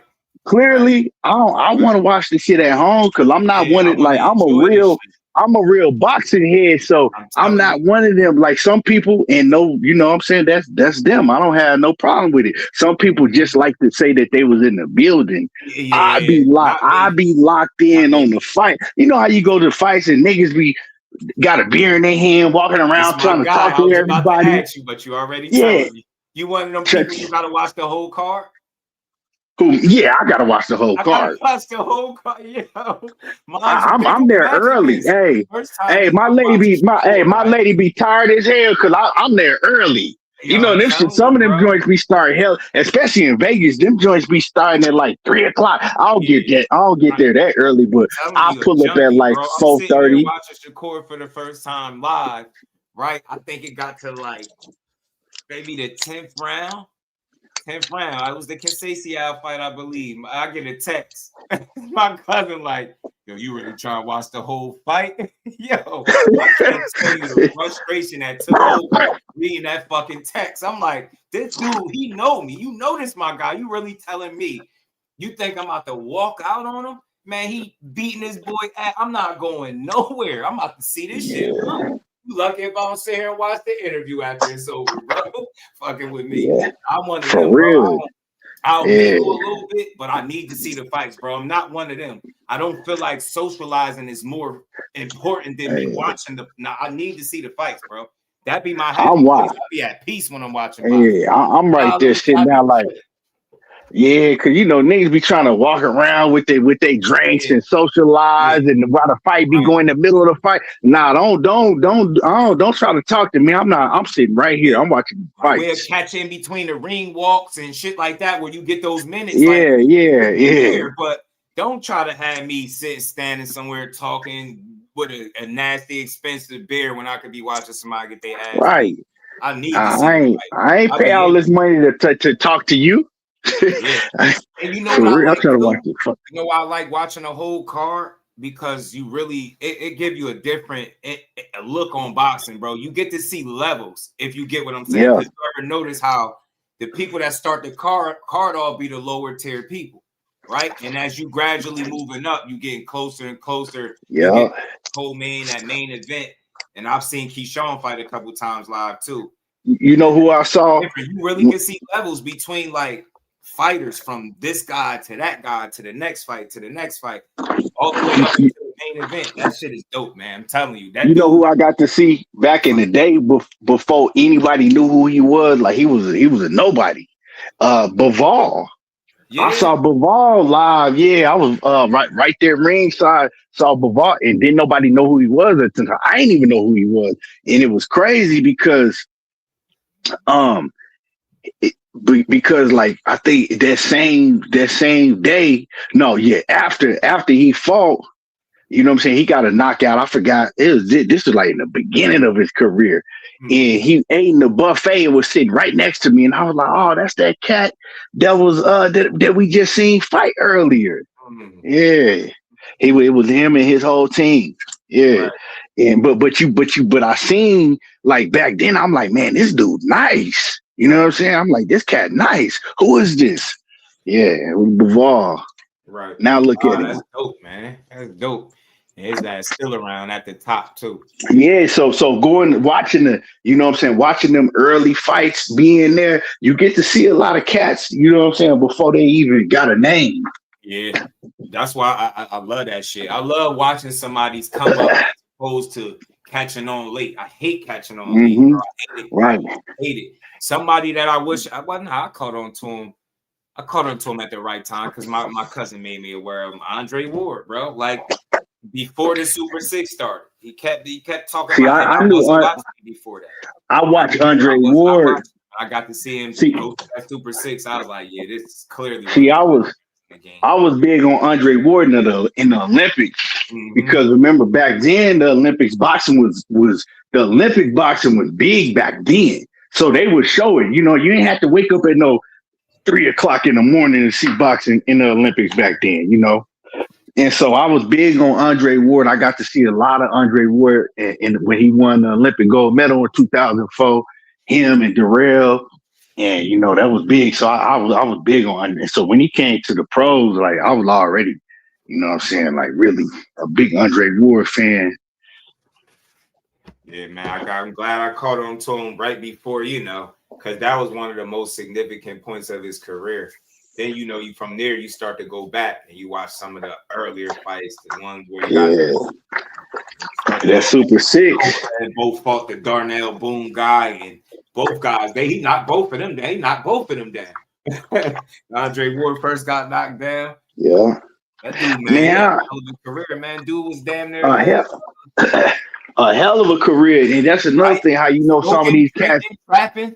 Yeah. And Andre Ward is a perfect example of how I be listening to some of these dudes talk, and I was saying, like, this is probably like when was it? Like probably like a month ago on X, right? It was a bunch of cats on the post talking about how Andre Ward ain't never fought nobody, and I'm like, what the? Like these dudes will say anything. And you know what? It's what you was already saying when you was just talking about it, bro. Like saying a lot of these dudes ain't been watching. You were asking one question with me and you talking about, have you seen the Super 6? One question, they gonna say no. Anybody talking like that, I know for sure you didn't see the Super 6 tournament. I don't want to hear shit. I know you didn't see it. Crazy. Shit crazy. You didn't watch that tournament. How you gonna fix your mouth and say that man ain't never fought nobody? You know what I'm saying? You be quality dudes, one after the next. And those was the top guys, like they was top tier A-level fighters back then. All the best guys in the division where you not picking. Like that's the closest thing to the amateur setup. Where you can't pick. It's a tournament and you just gotta fight whoever win. And you ain't picking who you fighting. I love that. They need to bring I bet you a lot of these top fighters wouldn't get in those Super 6 now. They tried to bring it back. They tried to do it a couple times. Like, remember, they talked about doing it a couple times, but these fighters ain't doing no shit like that. What would it take, though, bro? I just want to know, like, what would it take for that shit to happen? It ain't like we talking about the top guys. It won't happen because you're gonna have, okay, say like if it's like a Super 6 with like it'll be some of them that's willing to do it, and then the other ones they gonna ask for so much money they already knowing they pricing themselves out. Like, could you imagine a Super 6 at 140 and 54, bro? Man, that shit would be stupid. The weight 140 turning out with like new players, and I don't even. It's crazy. I think in a couple of years, 140 already one of a deep division. I think in a couple of years, man, it might be standing out even more because some of them 35 pounders and one of them up on the screen. I question how long Abdullah Mason gonna be at 35. And I remember Cuzzo asked his corner. She pointed this out a while ago. She was like, every time he step on the scale, he be negative. Like he got a strip. That He do. You know what? I ain't even think about that. You right about another that shit. thing that Sam Noakes fight showed me, man, like that they moved him much differently than the Shakur or Keyshawn. That was Olympians, and all due respect to him, they're grooming him the right way though. That showed me why they was bringing up 126 pounders and having them fighting them smaller guys. And that's no slight or shade, none of that. But you gotta grow, and I think that's gonna be part of his story. You know, they was bringing, you know, getting them used to them guys because you call it Sam Noakes. That I believe is truly game, but it's his defense. It's his offense harder than it needed to be, and I know you better. His offense. I think his offense. He got an A-level offense for sure. He needs to get better defensively. He needs to get better defensively in his IQ. He still got that young mentality thing. You know, saying the same shit I've been saying, bro. I call it that young boy energy where you. Yeah, he got that young energy. He just want to beat your ass. Like he want to get in here and fight you. But he gonna learn that you can't do that to everybody.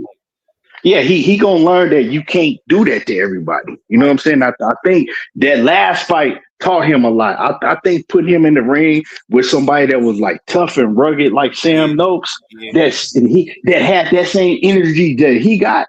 Because Sam Noakes had that same energy he got. You know what I'm saying? He was with it. Had no with that shit. Shot he got hit with, he kept coming. And he buckled him. He buckled Abdullah once or twice in that fight. I think now it lets him know what to work on. You know what I'm saying? That you can't fight everybody the same way. But like I said earlier, a complete fighter like Shakur Stevenson is, he don't have to fight you. You don't fight everybody the same way, and he understands that. You know what I'm saying? But everybody don't. Yeah. Remember he was giving him the game in the locker room? Yeah, like, yeah. Bro, basically, he was. Yeah. Slow down, bro. Slow down. Yeah. And I don't even think his defense is bad. I think it's the way his mentality is. The way his mentality, He wants to get in the mix. Even if he got to fight your fight, he willing to do it. I'm young. I'm hungry. I could do it. I could fight your fight and still beat you. He could have did what he do, and I think he could have got a knockout doing it a different way, bro. Being more surgical rather than just being physical where you didn't need to be because you had to understand who you was in there with. Sam Noakes, arguably, I don't know for sure what everybody's numbers is, but he arguably one of the strongest 35 pounders. Physically, like I look at like the shit, how fast he run the miles and, you know, squats and lifting. I'm like, damn, this dude's strong. He a little tank, yo. That dude's strong as hell. I think that Sam Noakes give a lot of cats in that division problems. I think he'll beat the dog shit out of Abdullah Mason. I'm gonna keep it a buck. Abdullah Mason I think he'll beat the Abdullah Mason ass. I love to see that fight. Sam Noakes. Sam Noakes can fight. You said Abdullah and Sam Noakes? No. My bad. Floyd Schofield. I think he beats the shit out of Floyd Schofield. Nah, I'm tripping down. I don't know. I'm tripping. I was like, I know, bro. Nigga getting old. Yeah. No. I think he beat the shit out of Floyd Schofield. You know, Floyd Schofield always run. He running his mouth all the time. Nah, bro. I think Noakes beats Floyd Schofield. Butcher was good. Yeah, I don't think he got the creativity or the bag that Mason got. And I'm gonna pull up a clip from him in a second too. That's why I got this up on the screen. Mason a dog. They don't want to fight Abdullah Mason. They just be talking. Mason to beat the shit out of Floyd Schofield. Mason to beat the shit out of Floyd Schofield, man. In the way Oscar be moving Floyd Schofield. Mm-hmm. They know he ain't really like that. They know that, man. Yeah, man. Can't fool me. Telling them not to take it. Think about something. You know, one little element that people they talk about it, but they don't really factor it in. We see all this shit that led up to them not making it to the ring with Shakur, right? But it's a certain little piece of advice that was given long before a lot of that shit, the smear campaign, as I like to call it, started. And remember, that was Oscar De La Hoya telling them what? Not to take the fight because champion without taking a loss because you inexperienced, something to that effect. So it's like, never mind. All that other shit was the show. But that really was a turning point for me, a tipping point. That piece of advice. Now think about from the minute they posted that, and I was scratching my head like, this is not a flex. Why are y'all posting this? Keep it to yourself. He telling you not to take a fight, and then you end up not making it to the fight. Asshole. I was like, yo, y'all never really wanted it. Y'all the minute he told y'all that, I felt like in y'all mind, y'all wasn't making it to that fight. And I heard they never. The thing is they never wanted to fight. They was just talking a bunch of shit online, and then and then when Shakur called, and then when Shakur called his bluff, right, and like really because they didn't really think that Shakur they was gonna really get to Shakur to, you know what I'm saying, go that far. They just trying to get off what they can get off on social media and make it look like how they want it to look. Then when he pressed them, and then when he pressed them and put their back up against the wall, it's kind of like, damn, now they really messed up. Yeah. You know what I'm saying? Yeah. Now I gotta take the good way. Yeah. We gotta find out. It'll get him by right now, but he gotta tighten up on that. But yeah, man, they milked it, yo. They didn't want that fight, and I think then they got out of it. They're like, nah, we got to get out of this fight. Yeah, his dad knew what it was. He seen his sparring, and then we seen his sparring with Mason and him. Mason was dropping him and shit. He talking about you just had to tell kid to work on defense, don't hit him because he hit too hard. That's not what that is. I really think, I swear, I like Sid Austin because I believe he I feel like he innocent at this point, right? Like, he ain't innocent, dog. But I swear, he grown, man. That's a grown man. He at this point, he ain't innocent. He need a different mouthpiece. Only reason I say that, because think about it. Like, look how he act, right? He act like somebody that's not let off, like allowed to be an adult, right? Like this man got a whole. Nah, he not. You get me? He you not. see his interviews. They ask him a question, he'll start talking, and then you'll finish answering the fucking question. He ain't even allowed to do interviews. He ain't even allowed to do interviews without his pops right there. Like, I ain't never seen him do an interview. I ain't never seen him do an interview without his pops right there hovering over him. I'm telling you. I ain't never seen one interview. It's like he be making sure he don't say the wrong shit. I swear I be getting that. Like he be looking at him a certain way, like, bro, you better not. That shit just he didn't corrected him too. Like sometimes Floyd, I have noticed a couple times Floyd would try to be like keep it real. And then his daddy would come like, no, and then say some total opposite shit. Opposite shit, and then he'd be like, "Well, Dad, I was just saying, like, I think that he's a good fighter, like, but he like, no, right, that shit crazy, man."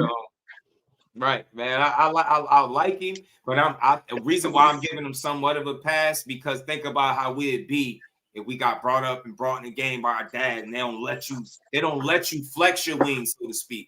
He punched people in the face for a living, bro. He got a kid.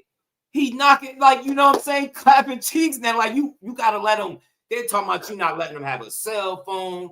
Like, he blocked me on social media, his dad. And he made sure I thought, like, it was his Twitter, got me blocked on everything.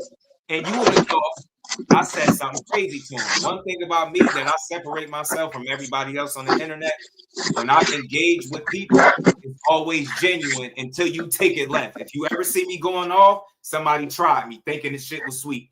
I went up there to your son platform to put bullshit. I'm like, you out here accusing this man of steroids, and you know he ain't using those steroids. Next thing you know, I'm blocked. I ain't say nothing crazy. F you. I wasn't talking crazy. I'm like, nah, from here on out, I don't like his dad. I don't like him. I talked to him way before he was popular. I reached out to him. I told him. Is that a goddamn weirdo? He was like, I'm gonna send you some videos. And I remember that. And I reached out and he was like, you got to hit my dad. And I was like, you went from telling me that I asked him, he like, I'm gonna send you videos so you can do, you know.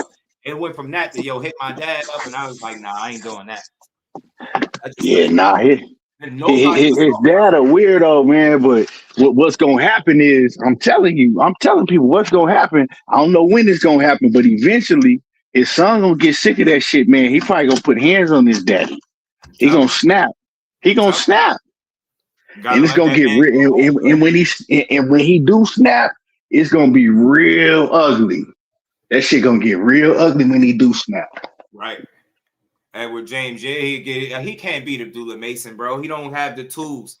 and he overly aggressive, that's not gonna work. It's gonna be like two trains on the same track, and Abdullah got more polish to his game. Long ass sparring. You see, I'm gonna just say this. Do it like the shit that Abdullah do with like second nature. Kid Austin got to try a bit harder, I think. Now, don't get me wrong, he's very athletic though, but it's not the same, man. I feel like that shit is more hyper. He hyper in energy. I take Abdullah is more substance. I don't care about all and I can't wait to somebody take advantage. Damn, I ain't hating on Kid Austin, but I want to see somebody take advantage of the fact that he always punches damn waist. You catch that? You know what? He like yeah, his gloves on his waist. yeah. He always do that shit.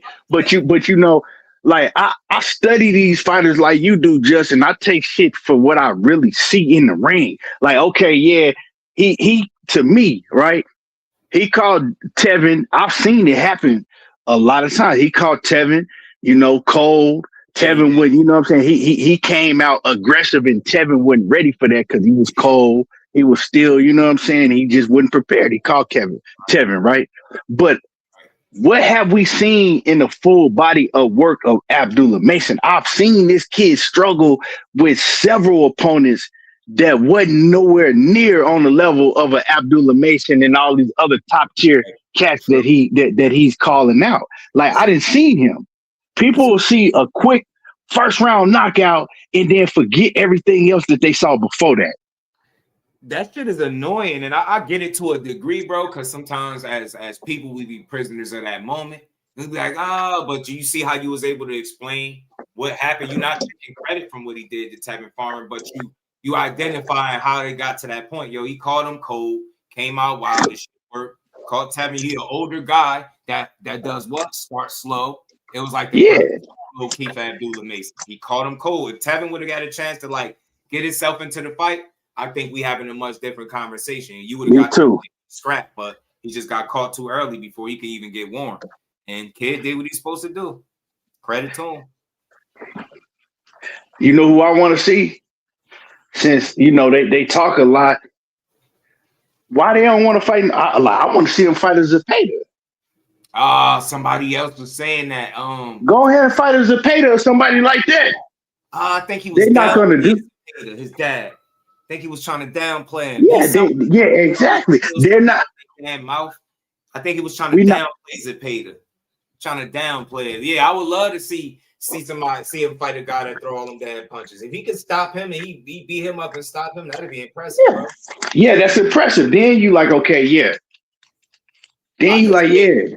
If Shakur would have fought him, I just think he would have ended up like outclassing the hell out of him, man. He would just been like one of those boxing lesson situations where it's like, see, told y'all he wasn't. They not even in the same conversation. Another thing I'm gonna say about that quick knockout, right? Mm-hmm. We've seen shit like that happen through the history of boxing, where I'm not saying that, like, to me, I think Tevin Farmer's a better fighter than him. That's just my opinion, right? But we've seen that shit happen before in the history of boxing. Look at Lennox Lewis and somebody like a Rockman. And when Lennox Lewis go out there and you know what I'm saying, get knocked out cold early, you know what I'm saying, but he come back and beat the dog shit out of him. It ain't even close. Or somebody like Michael Grant that get a lucky knockout, right? And then come back and get the shit beat out of him because things happen like that. Right. But we gotta that's why I look at the overall body of work. You can't fool me with one good moment. Yeah. You know what I'm saying? Anybody can have one good moment. What's your overall body of work looking like? And that's what with this social media shit, people, like you said, man, people get fooled by all of the hype and smoke and mirrors, you know. And you know, hey, Floyd Schofield and them, they talking a whole bunch of shit, but who are y'all fighting? You know what I'm saying? You asking for $20 million to fight Abdullah Mason. Do you really want to fight Abdullah Mason? Do you really want to fight that man? No, you don't. Hell no, 10 million. Like, bro, so you telling me you want more money to fight? Well, now he got a title, but at the time it would have been a non-title fight, and you talking about $10 million? You're not a champion. You wasn't gonna get that for Shakur. Where in the hell do you deserve 10 million? Like seriously, bro. He Like make it, but we got to talk about what he's making. He signed a contract to make what, like 200,000, 250,000 a fight. That's if he got 4 fights a year. right, Clay Moore was good, Brody. This dude, like, and even that, I had called him in a lie before that because when the Shakur fight fell out, he put on Twitter before he blocked me that they were about to be free agents and shit. I specifically remember him tweeting it. They're about to be free agents. Yeah, he said that shit. I remember he said now that. we signed for X amount of years for X amount of money. And he was like bragging about it. And that shit seemed like a dumbass deal. I was like, this dude's an idiot. Yeah, it's like $250,000 a fight. It's like, I don't want to say that ain't no money, but seem like you just need to play the back seat, bro. He need a different mouthpiece. I ain't saying leave your son like you need to be fired, because I do believe you guided him and got him to the point. Like, I know he always talk about that Ford commercial that none of us never seen, but he do got some Ford commercials. I think he got a couple of them joints. Now, he got little shit. He put his son in position, and I respect the hell out of that. But you don't need to be the mouthpiece for him because you're a fucking idiot. Everything you got to say is about everybody that's doing their thing. You talk down on them. Abdullah Mason ain't that good. He ain't got no chin. It ain't this. It ain't that. Shakur not that good. I don't watch y'all sit up here and fan out over Shakur. I swear on everything. Y'all didn't catch it, but Kid Austin was making full-blown posts on Instagram. Not the father, the son, about Shakur Stevenson being his favorite fighter. It was the wildest shit. I was like, dang, bro, won't you want to fight him one day? And then out of nowhere, kind of like turned and he started talking crazy. And I'm like, bro, I've seen you make multiple posts and highlight that this is your favorite fighter in the world in boxing. And then you just kind of turn. I was like, I never. And then he admitted that Shakur almost made him shit on himself. Yeah. his pops was talking about that. Like, bro, man.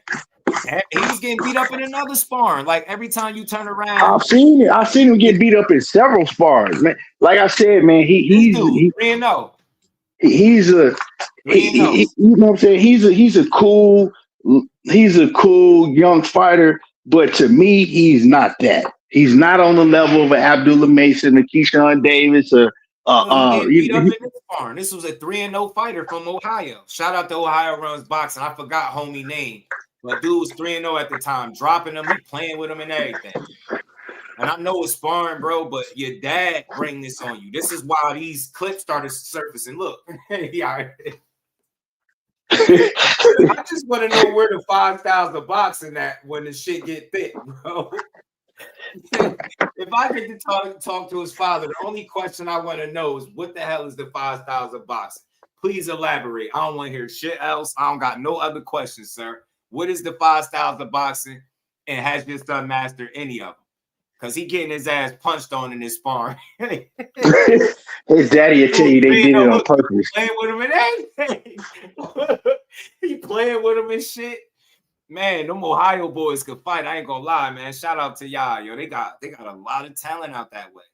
Ohio got a lot of talent. Good job. Ohio, I like the talent. He be knowing the who's. He be knowing all these people. He let me know what name this dude. He was 3-0 with a couple knockouts or something. I forget his name though, man. Yeah, the Midwest cats, man. When it comes the Midwest cats, man, they got a lot of talent in them boxing gyms. It's crazy. It's like all them sparring clips we were seeing come out. We seen the one with Abdullah. He got dropped in that. It was getting bested in that. We seen this one with 3-0 fighter. He was getting beat up in that one. I'm not knocking this dude, but too much got to go right for him to beat a guy like Shakur. He got to get a knockout. I don't think there's no in between whatsoever. He has to knock him out. He's not disciplined enough, at least from what I've seen in the boxing ring, where I look at that shit and I'm like, yeah, that beats Shakur. No, it don't. Can it make shit interesting early? Yes, because he athletic. And I know something I think about Kid Austin. I think he will fight people. He got this immaturity to him, bro. That's like, he remind me, and I mean this in the most respectful way. He make me feel like a kid that don't fully know no better. He got muscles, he's strong, and he'll fight you. But his dad, I think knows better.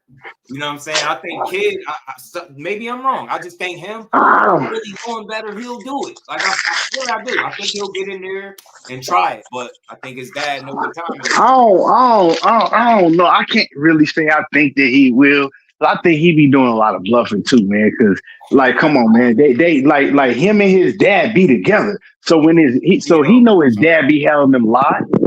Come on, man. Like he know a lot of that shit be lies. Like you know, so looking with a straight face or with the look on his face. He's sitting there looking with. Yeah, he's sitting there looking, so he know that shit a lie, and so you know he didn't talk to his dad about that shit. Like, Dad, why you say, you know this, and why you say that, or with the whole Shakur Stevenson situation. Come on, bro. Come on. You don't think he was going that far with that shit? I really can't. You don't think he like you know his daddy told him to do that shit. So crazy. So you know that. He don't think he could be Shakur because his daddy don't think he could be Shakur. Right. They playing that whole shit out. So he's sitting there with a straight face while his daddy talking about how they didn't planted drugs in his house, how they didn't rub motherfucking oils and all type of shit on them. Man. Come on, man. Like Victor Content into the equation, bro. He was stopping. He was pulling out all the stops. So at what point do you talk to your pops? At what point do you be like, nah, you know what I'm saying? Like that ain't, you know, like that was just my dad just talking. Like, you know what I'm saying? Or what point do you even talk to your dad behind the scenes and say, look, man, you gotta stop doing that. Like you making me look bad. Cause I know when I was at 24 years old, I'm not finna let my daddy just sit up there back then and just lie for me and make up all type of shit. Right. So it's kind of like he is an adult. Like, you know what I'm saying? He's not a underage kid no more. He's a full blown adult now. But you know what I'm saying? Think about it. You name another parent that was admitting to hypnotizing their son since they was a kid. Like, hey, what the heck? I heard that. I'm like, man, it's just no telling to how he brainwashed this young man. I just think at some point you gotta let his nuts hang, bro. You gotta let him be the man that he is. He's punching people in the face for a living. He got a whole kid, bro. Like he go fuck around and punch you in your face too. He punching people and he go fuck around and punch his daddy in his face too. I'm telling you, dad go it's going one time too many. It's gonna happen. It's going, man. You seen when his dad that you know the incident on TMZ, right? Right. He was scared to death, man. His dad, he was in the crib when that shit was happening, and he was scared. Right. He came down and man, he shot back up the other way. Like, let me get the fuck up out of here. Yeah, My daddy tripping. I was telling. I was a little disappointed. Yeah. Like, you ain't gonna tell Pops to chill like he wildin'? Yeah, like he just accepted. I was like, yo, that he seen him do that before. He seen him do that before. That's the crazy part. I was like, man, I don't know, man. I listen, I love boxing, I love supporting these dudes, and I like Kid Austin the fighter, man. I think he means well, but I think if he at some point he need to be allowed to drive his own car, if that makes sense, right? Like, we don't always need to know what your dad think. I don't have a problem with him doing interviews and speaking his piece, but allow your son to be somewhat of a separate entity from you. Like, you got him here. We know that, bro. We real ones respect it because, like, as a father, you're succeeding your son, but you're also, I ain't gonna say you failing him or ruining his career, but you definitely potentially stagnating and getting in the way. You affect the way people look at him. I've heard it on numerous occasions. People say, man, I like Kid, but his dad, man, he make it hard to like him. That's not good for his brand. Like, you use his social media to push propaganda and bullshit. And how you know what I want to know? You know what I want to know? Why would you let that man sit up on your platform day in and day out and just tell all them goddamn lies and just sit up and let him use your platform to do it? I don't understand that. Because that dude, respectfully, that shit's respectfully, that shit just weird. Like, man, I don't understand it. That's why we never clicked. He used to come through here all the time. That dude, like, that shit is just like, man, bro, you just gonna let this man tell all, like, just as a man, us as men, like, you just gonna let this man tell all these goddamn lies and not say nothing. You know he making shit up and lying. For him, he don't care. He just care about the engagement. He like, yo, as long as people listening, he doing it right. But Nah, that shit look crazy. I'm finna say something like, hey, bro, I'm finna say something. At some point, you gotta be like, hey, man, you can't, you know what I'm saying? Like, this is my platform. We can't push these lies out here. Like, man, you gotta, you know. Yeah, Ray Ford was saying that's why he don't rock with dude, because you know he be having guys up on the platform just talking crazy, trying to, you know, having people speaking crazy on his name. And I was like, yeah, man, that's like the second and third person I heard say that. Yeah, I ain't got no problem with none of them, you know, with whoever platform he go on. I don't got no problem with nobody. But it's just like me. I'm just speaking of me, myself, bro. Like I don't give a damn if I am cool with you. I can't just have you coming up on my platform all the time just telling these blatant ass lies. Man, hell no, bro. What? I can't even. And then on top of that, I never came up here and lied to people, not one day. Yeah, and then on top of that, at some point, I'm about to be like, okay, you talking about all these fighters, right? But when are you gonna make the steps to actually try it? Because you saying a lot to fight these dudes. You saying a lot. We not trying to hear you asking for $10 million when you're making $250,000 a fight, right? Like, you know. But I mean, I guess that's why, you know, they choose to go on them platforms where they can just say anything that they want to, and ain't nobody gonna say nothing to them about it. Yeah. I don't even want you on my. I don't care who you is. I don't want you on none of my shit like that. Not if you like, just come say on, I'm man. lying, bro. Just lying, just telling just outrageous lies. Yeah, he was wild. Shit that 5-year-old children wouldn't even make up and say. Keon's talking about how he beat him up in the amateurs too. My God, just sit with this Keon talking about beating up Schofield in the amateurs. Let me see that. I beat him twice. He's ass. I look, listen though. I didn't even look. And the first time I fought him, I didn't even know him. Like, I fight in the tournament. It was just like a regular day. Like, I'm out of there. Next day type shit. Like, years later, he got there blowing up with the media because his pop going crazy or whatever. But, oh man, Floyd ain't shit. Floyd's ass, bro. All that switch stands. You see his, like, he be getting cut and shit, dropped and all that crazy shit.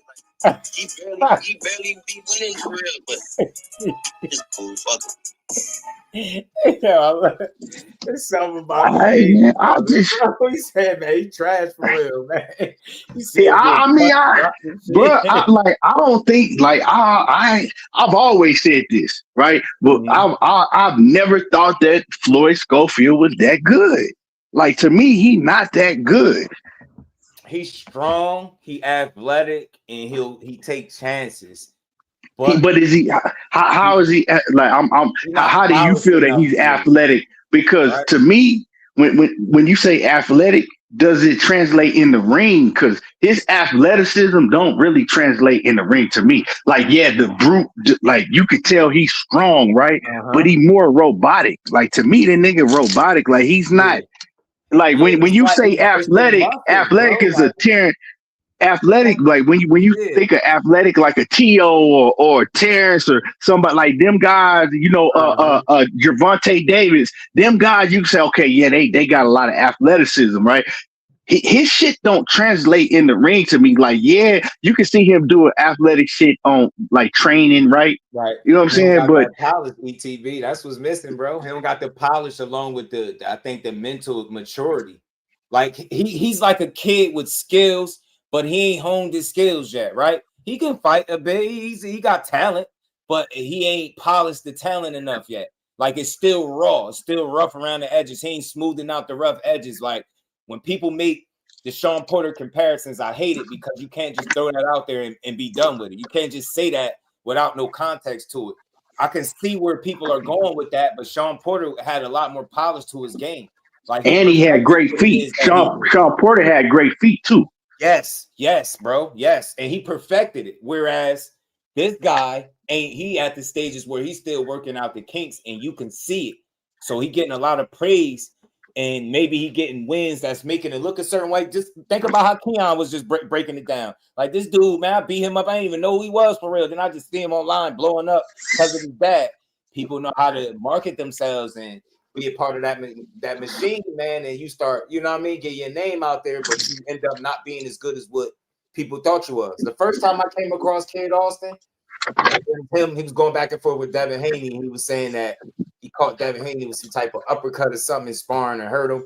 And it was the dude trying to put up $1 million for them to spar or fight or something like that.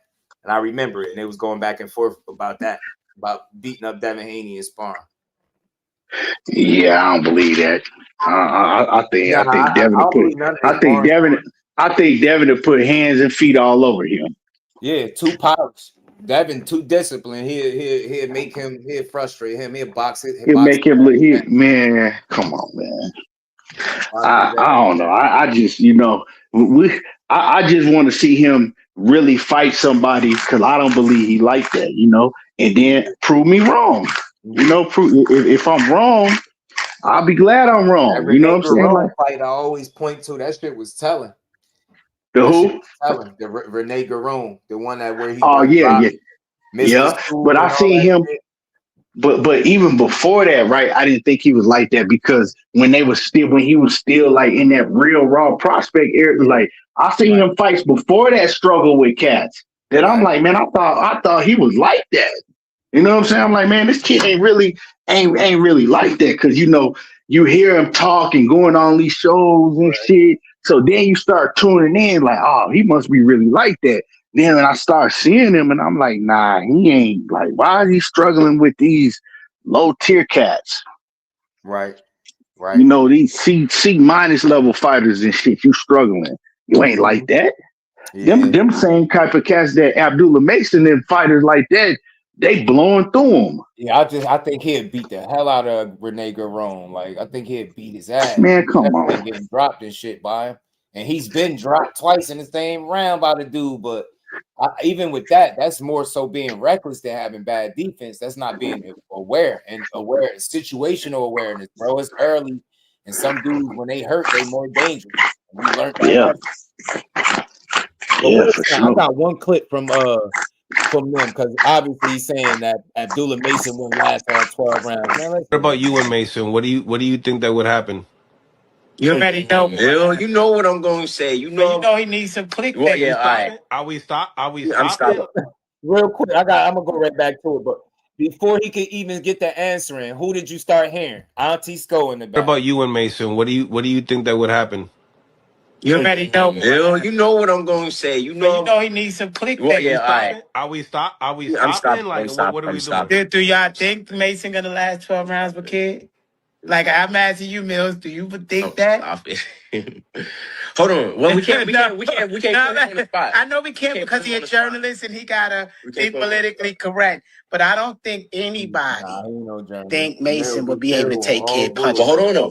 We gotta always go back to his little flash knockdowns that happened twice. He got flash knocked down twice. Come on, we gotta be political. No, I'm being nice. I'm being nice. I'm not even trying to talk trash. You got your chin tapped. No, you're not being politically correct. Okay, wrong words.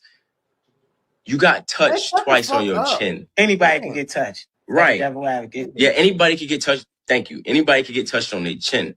But the fact you got touched on your chin by a 126 fighter, like, come on. And not once. You know, you get knocked down once in a fight, it's boxing. It happened. They're gonna say. Yeah, but getting knocked down twice, shit is boxing, bro. It happened. You got to talk about how he finished it. If the end of the story would have been him getting knocked down twice and possibly like just boxing to a decision, then maybe I'm looking at him even more different. But he got up. The way I assess that, why I'm not overly critical, I made a video on that too. I'm not overly critical of the knockdown because that's more so of him not being aware and on point than just having bad defense to me. That's that young boy shit. Like, go back and watch it. When he got dropped, look how he got up. The ref had to like hold him back. He was trying to get right back in the fire. And that's the young boy energy where a more seasoned fighter gonna know that look, I got 12 rounds or X amount of rounds. You get what I'm saying? I could take my time right back in the fire. You know what I'm saying? It worked out for him, but against the wrong fighter, that could backfire. All of that type of shit. See, that's the type of shit I'll be talking about, right? And that was Schofield talking. That wasn't his daddy. That type of shit, that it irritates me because you talking all of this shit, but you had a chance to fight him and you turned it down. Right. For the biggest payday of your career. Right. You could have made an M. If it's that easy, won't you go in there and make that M, knock him out, and then, but come on, man. That's what I'm saying. Like, he talking all that shit, but I don't believe that he believed that shit. Yeah. You know what I'm saying? Because you gotta show me that you really believe that shit that you saying. Yeah. I think they just like the cameras and the microphones. Like his son, I'm noticing kids starting to talk a little bit more too. It's funny. Yeah. Getting a little bit more comfortable talking. And he's starting to say a lot of that shit that his daddy be saying. What's up, baby? Okay. That's why, man, you fighters, y'all all fighters. If you feel that way, try to make the fight happen. But they're not trying to. His daddy, but I agree with you when you say that a lot of that shit is daddy, because his daddy knows that. I don't think his daddy believed that he could beat a lot of these guys they be talking about.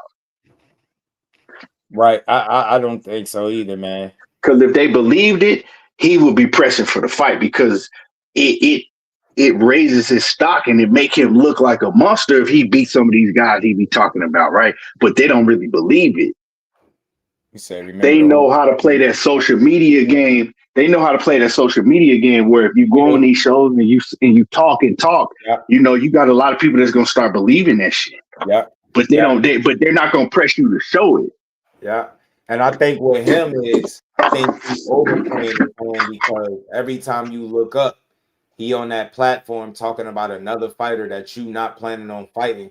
That he's not planning on fighting. Than you, Abdullah Mason is now a world champion, and y'all keep talking about how he won't last 12 rounds. Bullshit. It probably won't even go 12 rounds. It ain't going 12 rounds, just what the hell? Like, I think he might. That shit ain't to me. Abdullah Mason and him, they right. It ain't going no 12 rounds. That shit probably go like they lucky if it goes 6 rounds. Because the way that he fight, Abdullah Mason, man, the way that he fight and the way that Abdullah Mason fight, Abdullah Mason's skill level is way above his. And if he fight Abdullah Mason the way that he like to fight, he's going to sleep, and he going to sleep early. I agree. He going to sleep early. And getting stopped. Too much. He getting stopped early. He's figuring that shit out. You can see it in his eyes that he be figuring this shit out and going through the gears in his head. He gonna put hands on you, yo. 6 rounds. I ain't gonna lie. I get that shit. I get that shit within 6 rounds. He going to sleep. Yeah, I'm telling you, we're all trying to be overly aggressive. That's gonna be like 2 trains on the same track. Only thing is that man, come on, he was more effective and efficient than you are. That boy going to sleep. Yeah, Tay, he be gassing, and I mean, he know. Look, I remember having Norman Singer over here, and the conversation came up about I don't know, people with the clicks and views and how people be going with the drama, and I was telling them. If I'm not running from that kind of shit, if I have a guess and the kind of question come up and we just go there, but I'm not chasing that. I'm not a fake drama. Let me try to get this fighter up here and get him to talk about this fighter over here. That shit corny to me. It's like early shit. It's like people be trying to instigate it on a more personal level, not a boxing level. That's why it don't be fun, right? If you keep it boxing, then it could be entertaining, but people be trying to be messy because you got Twitter, people go back and forth. So, if I read a fighter, I got a fighter up here and I read to him some personal shit that another fighter said to him, what do you think his response going to be? You think it's going to stay boxing or it's going to go? And that's what he'll do. I don't want that. That's why I truly believe in having the fighters up here to give them their credit. And then we could talk about whatever else they got going on. I don't want to try to create dialogue where they're like, oh shit, you heard what he said? I'm not here for that. That shit corny. I don't want to be known for that fake ass drama. If it's that, then let it be that. But I ain't about to force it. And like I said, man, to your question, Tay, I've been seeing fighters calling them out for gassing it. and speaking on that. And look, I get it to a certain degree. You just reacting to what's out there. Y'all put something out there. I can read something to a fighter and ask him about it. It's up to him how he answer it. But for me, you gotta know what you're getting into with certain shit. My number one goal when I interview a fighter is to get them their credit for the work that they put in and to let them know they got support over this way. After that, we can get into all the other shit. That's just me. So my questions be different than people's. Like, I don't want to sit here. It's like when I interview Core, I knew before he even got here, I wasn't saying shit about no Tank. I don't give a damn who wanted me to say it. That's something I there was no way in hell I was going to ask him something that in my heart of hearts, I know what he about to say. Ain't no way, ain't no need to ask that. I ain't even get to that. I ain't asking shit about that because I don't care. I don't want to hear. And we didn't heard the same answer a million times. Like we didn't heard them that same question a million times. You had times. him on before. Like, come on, man. Yeah. You had him on. Like, you ain't asking that same stupid ass shit. Like, nah, I don't want to keep asking that same old thing. What am I Tank? And it's crazy that people still, even after he said it, they still asking him. I'm like, bro, I think it's stupid, man, to ask him that. There's nothing he can do. Schofield doing a lot of talking. Yeah, that's why I'm the voice. Yeah, I try to be, bro. I'm all about building, bro, not destroying. But, you know, a lot of people, they expect to hear that rhetoric that they hear all day. I ain't with that. That shit corny. I support boxing. I call shit out when I need to, but it don't be that deep. Too many people be taking this shit personal. You can hear it in the way they talk about it. No way we should be pushing that Terence Crawford is not relatable to black people. Like, that's so fucking irresponsible. Yeah, that's crazy. Like, what are we doing? As many black, and then you can see, like, I know personally, man, he helped a lot of black people where he from. Bro, you get what we talking about. And it's like, nah, man, he ain't this. He ain't relatable. You see the way he negotiated with Earl Spence? Yeah, people was questioning if he was a man. See, you're not even a man because a real man wouldn't do that. I was like, bro, what? That's what really made me start opening my eyes to bug. Because I swear I could find, I'm so real, I'll go find you the live stream where I was talking that duck shit too for a minute. Whole thumbnail was duck this, duck that. And I'll show you why I switched that. Because I was looking at shit the wrong way. I wasn't looking at it the right way. And I'm like, what started making me people coming through here too. It was too sold that he was some type of scary guy. And I'm like, you don't get to where he get to being scary, man. It got to be more of a reason why this shit ain't happening. So I had to look at. I think we all had to realize at one point, because I looked at it and I'm like, well, and I did a live about it. I'm like, hey, you know, hey, we got to take our hat off to him because at the end of the day, he got what he wanted. You know what I'm saying? He got everything he wanted. So I can't hate the man for getting what he wanted. You know what I'm saying? Right.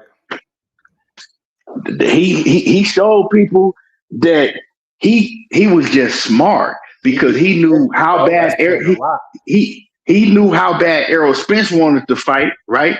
So he like, okay, well, if he wants to fight that bad, well, this how I'm gonna negotiate.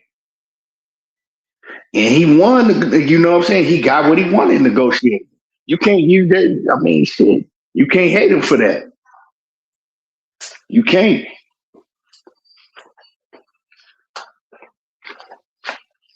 My bad, damn kids. I was on mute. I ain't even realize. Yeah, man. He outsmarted the game, man. Outsmarted his opponent. He did. Outsmarted his you know, the promoters. That's why I had to look at him totally different. I'm like, nah, I like him even more now to see how he was able to make shit work in his favor. Like, you constantly got, like, think about it, people shitted on him for signing on the Top Rank. He made sure he got paid with them dudes. I think he squeezed that all the juice up out of that lemon and then moved on and made the biggest fights for himself and continued to make even more money. That's and you know what? People get it off like that. And you know what? Another thing, you can't tell. Like, I realized, like, you know, just being in this shit for all these years, you can't tell these fighters where to sign at. You know what I'm saying? It ain't all about just what we see on the outside of the surface. Like, he could have signed a PBC. He could have signed a PBC. He could have signed a PBC, right? And they focus is on making Errol Spence and Tank and the guys that's already over there stars. And they could have been, you know what I'm saying, moving him further. Mm-hmm. Right. You know what I'm saying? Right. And now he done missed out on all the money that he could have made over there with Top Rank. You know, and he's stuck over here fighting once a year, but he ain't even getting the fights that he want to fight, but he's stuck in his contract. So you don't never know what's going to happen behind the scenes. When's the last time PBC signed on some big ass fighter or talent? We be telling fighters to sign the PBC without even knowing if they have an opportunity, and that's what they did with Shakur. And that's when I had a chance to speak to his team directly, and I got the game exactly what happened on the phone call. I was like, wow, that shit. And I promise you, bro, everything that man said to me and bro on the phone is exactly how it played out. That shit is so consistent. It was like he was confused as to like, because he seen it online, and he an older dude, don't even curse. He like, where are they getting this from that he turned down this fight and he ducking and he started telling some shit that ain't online. Like, bro, he told what that phone call consisted of. So that shit just, man, this shit is crazy, bro. Same with Floyd. Got him wrong. Said, yeah, everybody say he wanted undisputed. Yeah, he wanted it, but I think they both wanted it, bro. Like I think that's the easy thing to come up with, right? It's reasonable to say that because he really, really wanted it. But think about what Earl Spence said, or should I say what Terence Crawford said when they had a conversation with Earl Spence. It wasn't what people thought it was. Like I never forget he said that he opened his eyes about certain aspects of the business and they was able to agree on it. It's a lot of contributing factors I think that people don't talk about as to why the fight actually happened. Yeah, we know first and foremost you gotta want that shit, right?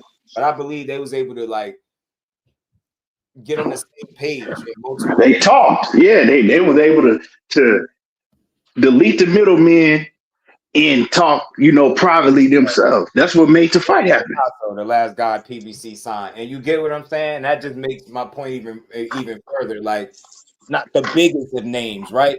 And ever since you heard Espinoza was saying, like, when he was talking with Shakur, they didn't have the fights for him, and I knew he was playing some slick shit when he said, "Yo, he wanted multiple fights," and I'm like, bro. That's like public knowledge that he wanted more than one fight. I'm like, you try to tie that into this situation, and it took for y'all two to be sitting at the same spot for him to call you out to your face that you was fronting. Well, but just I felt so good when I seen him call his ass out. I was like, bro.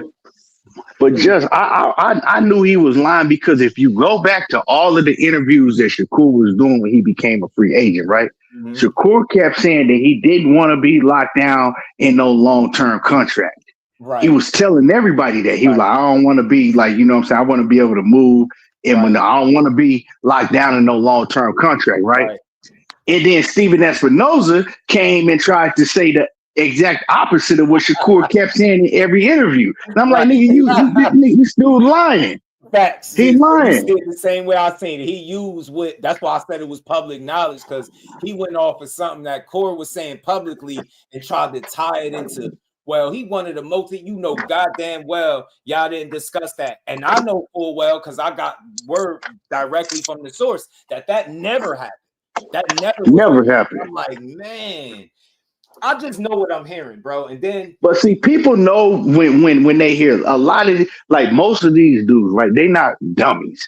They know it's a lie, right? They know it's a lie, but because it doesn't go with the narrative and the lie that they trying to push, they gonna rock with it. You know what I'm saying? They gonna swear up and down it happened, and he was offered a contract, and but they know it's a lie. They know they lying, right? But they don't have no integrity. Real. They just built, a lot of these dudes is built different. They'll look you dead in your eye and tell you a lie and don't feel no way about it. You know what I'm saying? They don't got no integrity, bro. I can't do that type of shit. That shit, all that shit did was expose how fake them fans was, though, because I said it a long time ago. That conversation really was dead if people really was acknowledging. Like, y'all pay attention to your favorite fighter and everything he tweet any other time. When he talking about his money, when he talking shit, when he's talking about no fight, when he talking about get it out the mud, y'all laughing, he ha, he say he ain't gonna fight you. But when the man sat up there and said they sent him a contract and he went elsewhere, y'all conveniently didn't see that tweet. And then y'all made it up as if it was a fake tweet when it's damn, he had the blue check and everything right by. This shit was an official tweet from him. My screenshot, I had the screenshot on my phone for the longest. I just had deleted it because I done talked about it already. I didn't think it would come back up. I'm like, the man shot himself in the foot, and him and his man wasn't on the same page. Man meaning Steven Espinoza. Steven Espinoza. Well, saying y'all sent the contract. He's saying it never was an offer. You saying you sent the contract. We all know if you decline the offer, they're not gonna send a contract next. I was like, this whole shit show. And the thing with that lie and that false narrative. And the thing is, I know for a fact that if you notice, right, Shakur kept saying that the fight gonna happen, it's gonna happen, right? And he was like, no, it's gonna happen, right? And it was a reason why he was saying that shit. Yeah. I know this shit for a fact because I ain't gonna tell y'all how I know, but I know for a fact that they told him that the fight was gonna happen. He was told. The phone call. You were exactly right. I swear to God, you were exactly right. Yeah, I know because I talked to when I'm talking about something, I'm talking about the main sources. You know what I'm saying? So he was told that the fight was going to happen. That's why he kept saying in every interview that the fight was going to happen, right? It wasn't going to happen because I knew Tank didn't want the fight, right? Hello. Yeah. I knew the fight wasn't going to happen because I knew Tank didn't want the fight, but the people that was talking for Gervonta Davis was telling him that the fight was going to happen. It just wasn't going to happen right then. Right. Yeah. And you know, one of the things that was said on the phone call about like when they reached out was, are you available to fight such and such? Yes. Okay, you know, and we're gonna reach back out, but it just never happened. So they never, you know what I'm saying? And then the next time they heard about a fight, it was Roach and Tank. So we just kept doing. They was doing. Rome was good with smoke. I think so too. But hey, Just man, I appreciate you having me on, man. I gotta get out. Always, I'm about to hit this. Yeah, all right, man. I appreciate you, man. Hell of a video. Nah, man, I'm finna go take my little man to go get something to eat and stuff. Oh, that's what's up, man. Yeah. Family thing, man. Shout out to you, bro. Yes, sir. Yes, sir. All right. All right. Y'all hit the like button, man. It's always a dope build, my guy. Everything boxing, man. We had a good up, man. It's always something more to talk about. We're gonna be back tomorrow. We're gonna build on this boxing how we always do. And one thing first, man, it's boxing over everything. I'm gonna always give these dudes the respect I feel like they deserve. And we're going to build them up, man. Shout out to Kid Austin. He get a lot of flack. He get criticized, but I think it's because I think his father is very irresponsible with the things that he say about other fighters. And it's very distasteful. It's like you want everybody to believe that your son is the best thing or the greatest boxer alive, but you don't know how to give more accomplished fighters, more proven. You get what I'm saying? Fighters, they're just due. You know what I'm saying? So you turn a lot of people off with the way that you talk about potential contemporaries that your son will fight. So you'll downplay Abdullah Mason. You and your son just did that in that clip. You'll downplay Abdullah Mason. You'll downplay Shakur Stevenson, but you'll big up Jojo Diaz, Tevin Farmer, or Renee Garone, and somebody that's nowhere near on the level of these other guys that you downplay. So I don't know. I just feel like overall the kid needs a different mouthpiece. It don't need to be his dad. Find somebody else that's able to connect better with the fans. He pisses the fans off. So maybe to a degree that's good, but I don't know. You know what I mean? I don't know. Maybe that's what they want. But to each his own. I support Kid Austin as a fight fan to a fighter. Cool, talented fighter, bro. I ain't rooting against him or nothing like that. Just want to see how far he can go. You know what I mean? When I want to start seeing these 5 styles of boxing. You know what I'm saying? And as for Teo and Chorus, a great fight. I don't think Freddie Roach will be no type of X factor or game changer, but he could always give game. Teo was going to do what Teo do regardless. That's be athletic. That's try to be unpredictable, be explosive, and put points together and win rounds. That's what I think. But then Shakur going to have something up his sleeve for him, but we going to see. So with that, man, another dope build in the books. I appreciate everybody rocking out. So I lost respect when they pulled out the Shakur fight. Yeah, I heard Rome real quick. I heard they work wasn't their weight wasn't on point. I heard that from somebody that was actually physically in front of him. They said his weight looked off. You notice you never really got no clear explanation. It was the British Border Control that pulled him off, but I heard his weight wasn't right. So, you know what I mean? And then I heard of something from somebody that knows them. So you be hearing things in this boxing circle. Some people don't mind telling you the truth, right? So I just think they ruined that opportunity more so than anything. I can't believe some mysterious poisoning. I just refuse to believe that. You know what I'm saying? So, but I still support Kid Austin, the fighter. His dad just needs to take a bit of a back seat and let him speak more on his own. That's all. That's all. I don't have nothing. I ain't even trying to be disrespectful toward his pops, but you guided him this far. Now trust that your work and your guidance, you done did what you need to do. Just let him be in his own interviews, answering the questions by himself. Like, you know what I'm saying? I think people will receive him a lot better. You know what I'm saying? But shout out to my guy. Who is that, Twin? It say knife in him. I think that's Twin right there, though. Had a case of the bubble guts. That's what I think. Yeah, now they said his weight wasn't on point. Like his weight wasn't on point. And shout out to my homie L-Dub. He always on point, the fax machine. That's why he said Padley had got it, because he made the check weigh in. And I was hearing kid weight wasn't together. So, you know what I mean? You just never know, right? You never know what's boxing for you, man. And lastly, it will end with these clips of Eddie Hearn. And we out of here, y'all. He is pound for pound, top 5 in terms of quality.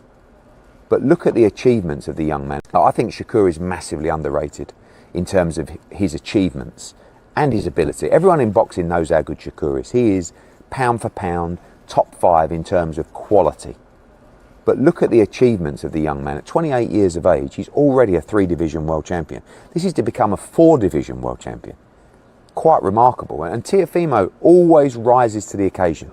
Sometimes you see a little bit of a lackluster performance when he's not motivated, when there isn't kind of any legacy on the line. This is different. This is a sold-out Madison Square Garden between 2 of the elite fighters of our generation. And the best thing about this fight is we're seeing them in their prime. Yeah, man, I like what Eddie's saying. What's the subject? What up? Real men do real things. Shout out to my dog, Danny. Says Snake. Who, Eddie? I don't think Eddie is Snake. Like you this is the thing. Find me the fighters that are saying Eddie screwed them over, and I'll start to believe that he's actually a snake. I've been hearing that for some years, but I'll be seeing him do some solid things for some fighters, bro. So it's like, I think he's done more good than bad. Like, he's not a perfect promoter. I don't think none of them is. I think they all bullshit, lie, manipulate the media and shit like that. But I think ultimately, like, think about it. How is him as a promoter being a snake going to help his business moving forward? Think about it. He's in it for the long haul, right? He's trying to, have longevity in the sport, right? It got passed down from his dad to him, right? So think about how he'll ruin the Hearn last name and his business if he's being a snake and mistreating the fighters. Think about it. Why would people continuously want to sign on to him if he was snaking everybody? You get what I'm saying? So I think ultimately, like, he struggles when it comes to promoting American fighters because he ain't from over here. I ain't saying he don't know what he's doing, but I think that's a challenge for him. I don't even want to say he struggles. I say that's where his biggest challenge lies. Promoting the U.S. fighters and getting their names out there, you know what I mean, the way he could do with some of the UK guys. You get me? So shout out to boxing. Shout out to everybody that rocked out to the end of the show. Everybody that continues to support. We appreciate y'all. All love to everybody. Y'all enjoy the rest of this Thursday. And we going to be back tomorrow to build on this boxing. So with that, we up out of here, y'all. Peace to the family. Representing Brick City, Shakur! Finding those levels, too. Look at that 4-punch combination. It's a masterclass right now from Shakur Stevenson. That's what you're seeing. A masterclass. And Shakur meets him with a straight left hand. Oh, and there's a knockdown score with the left hand.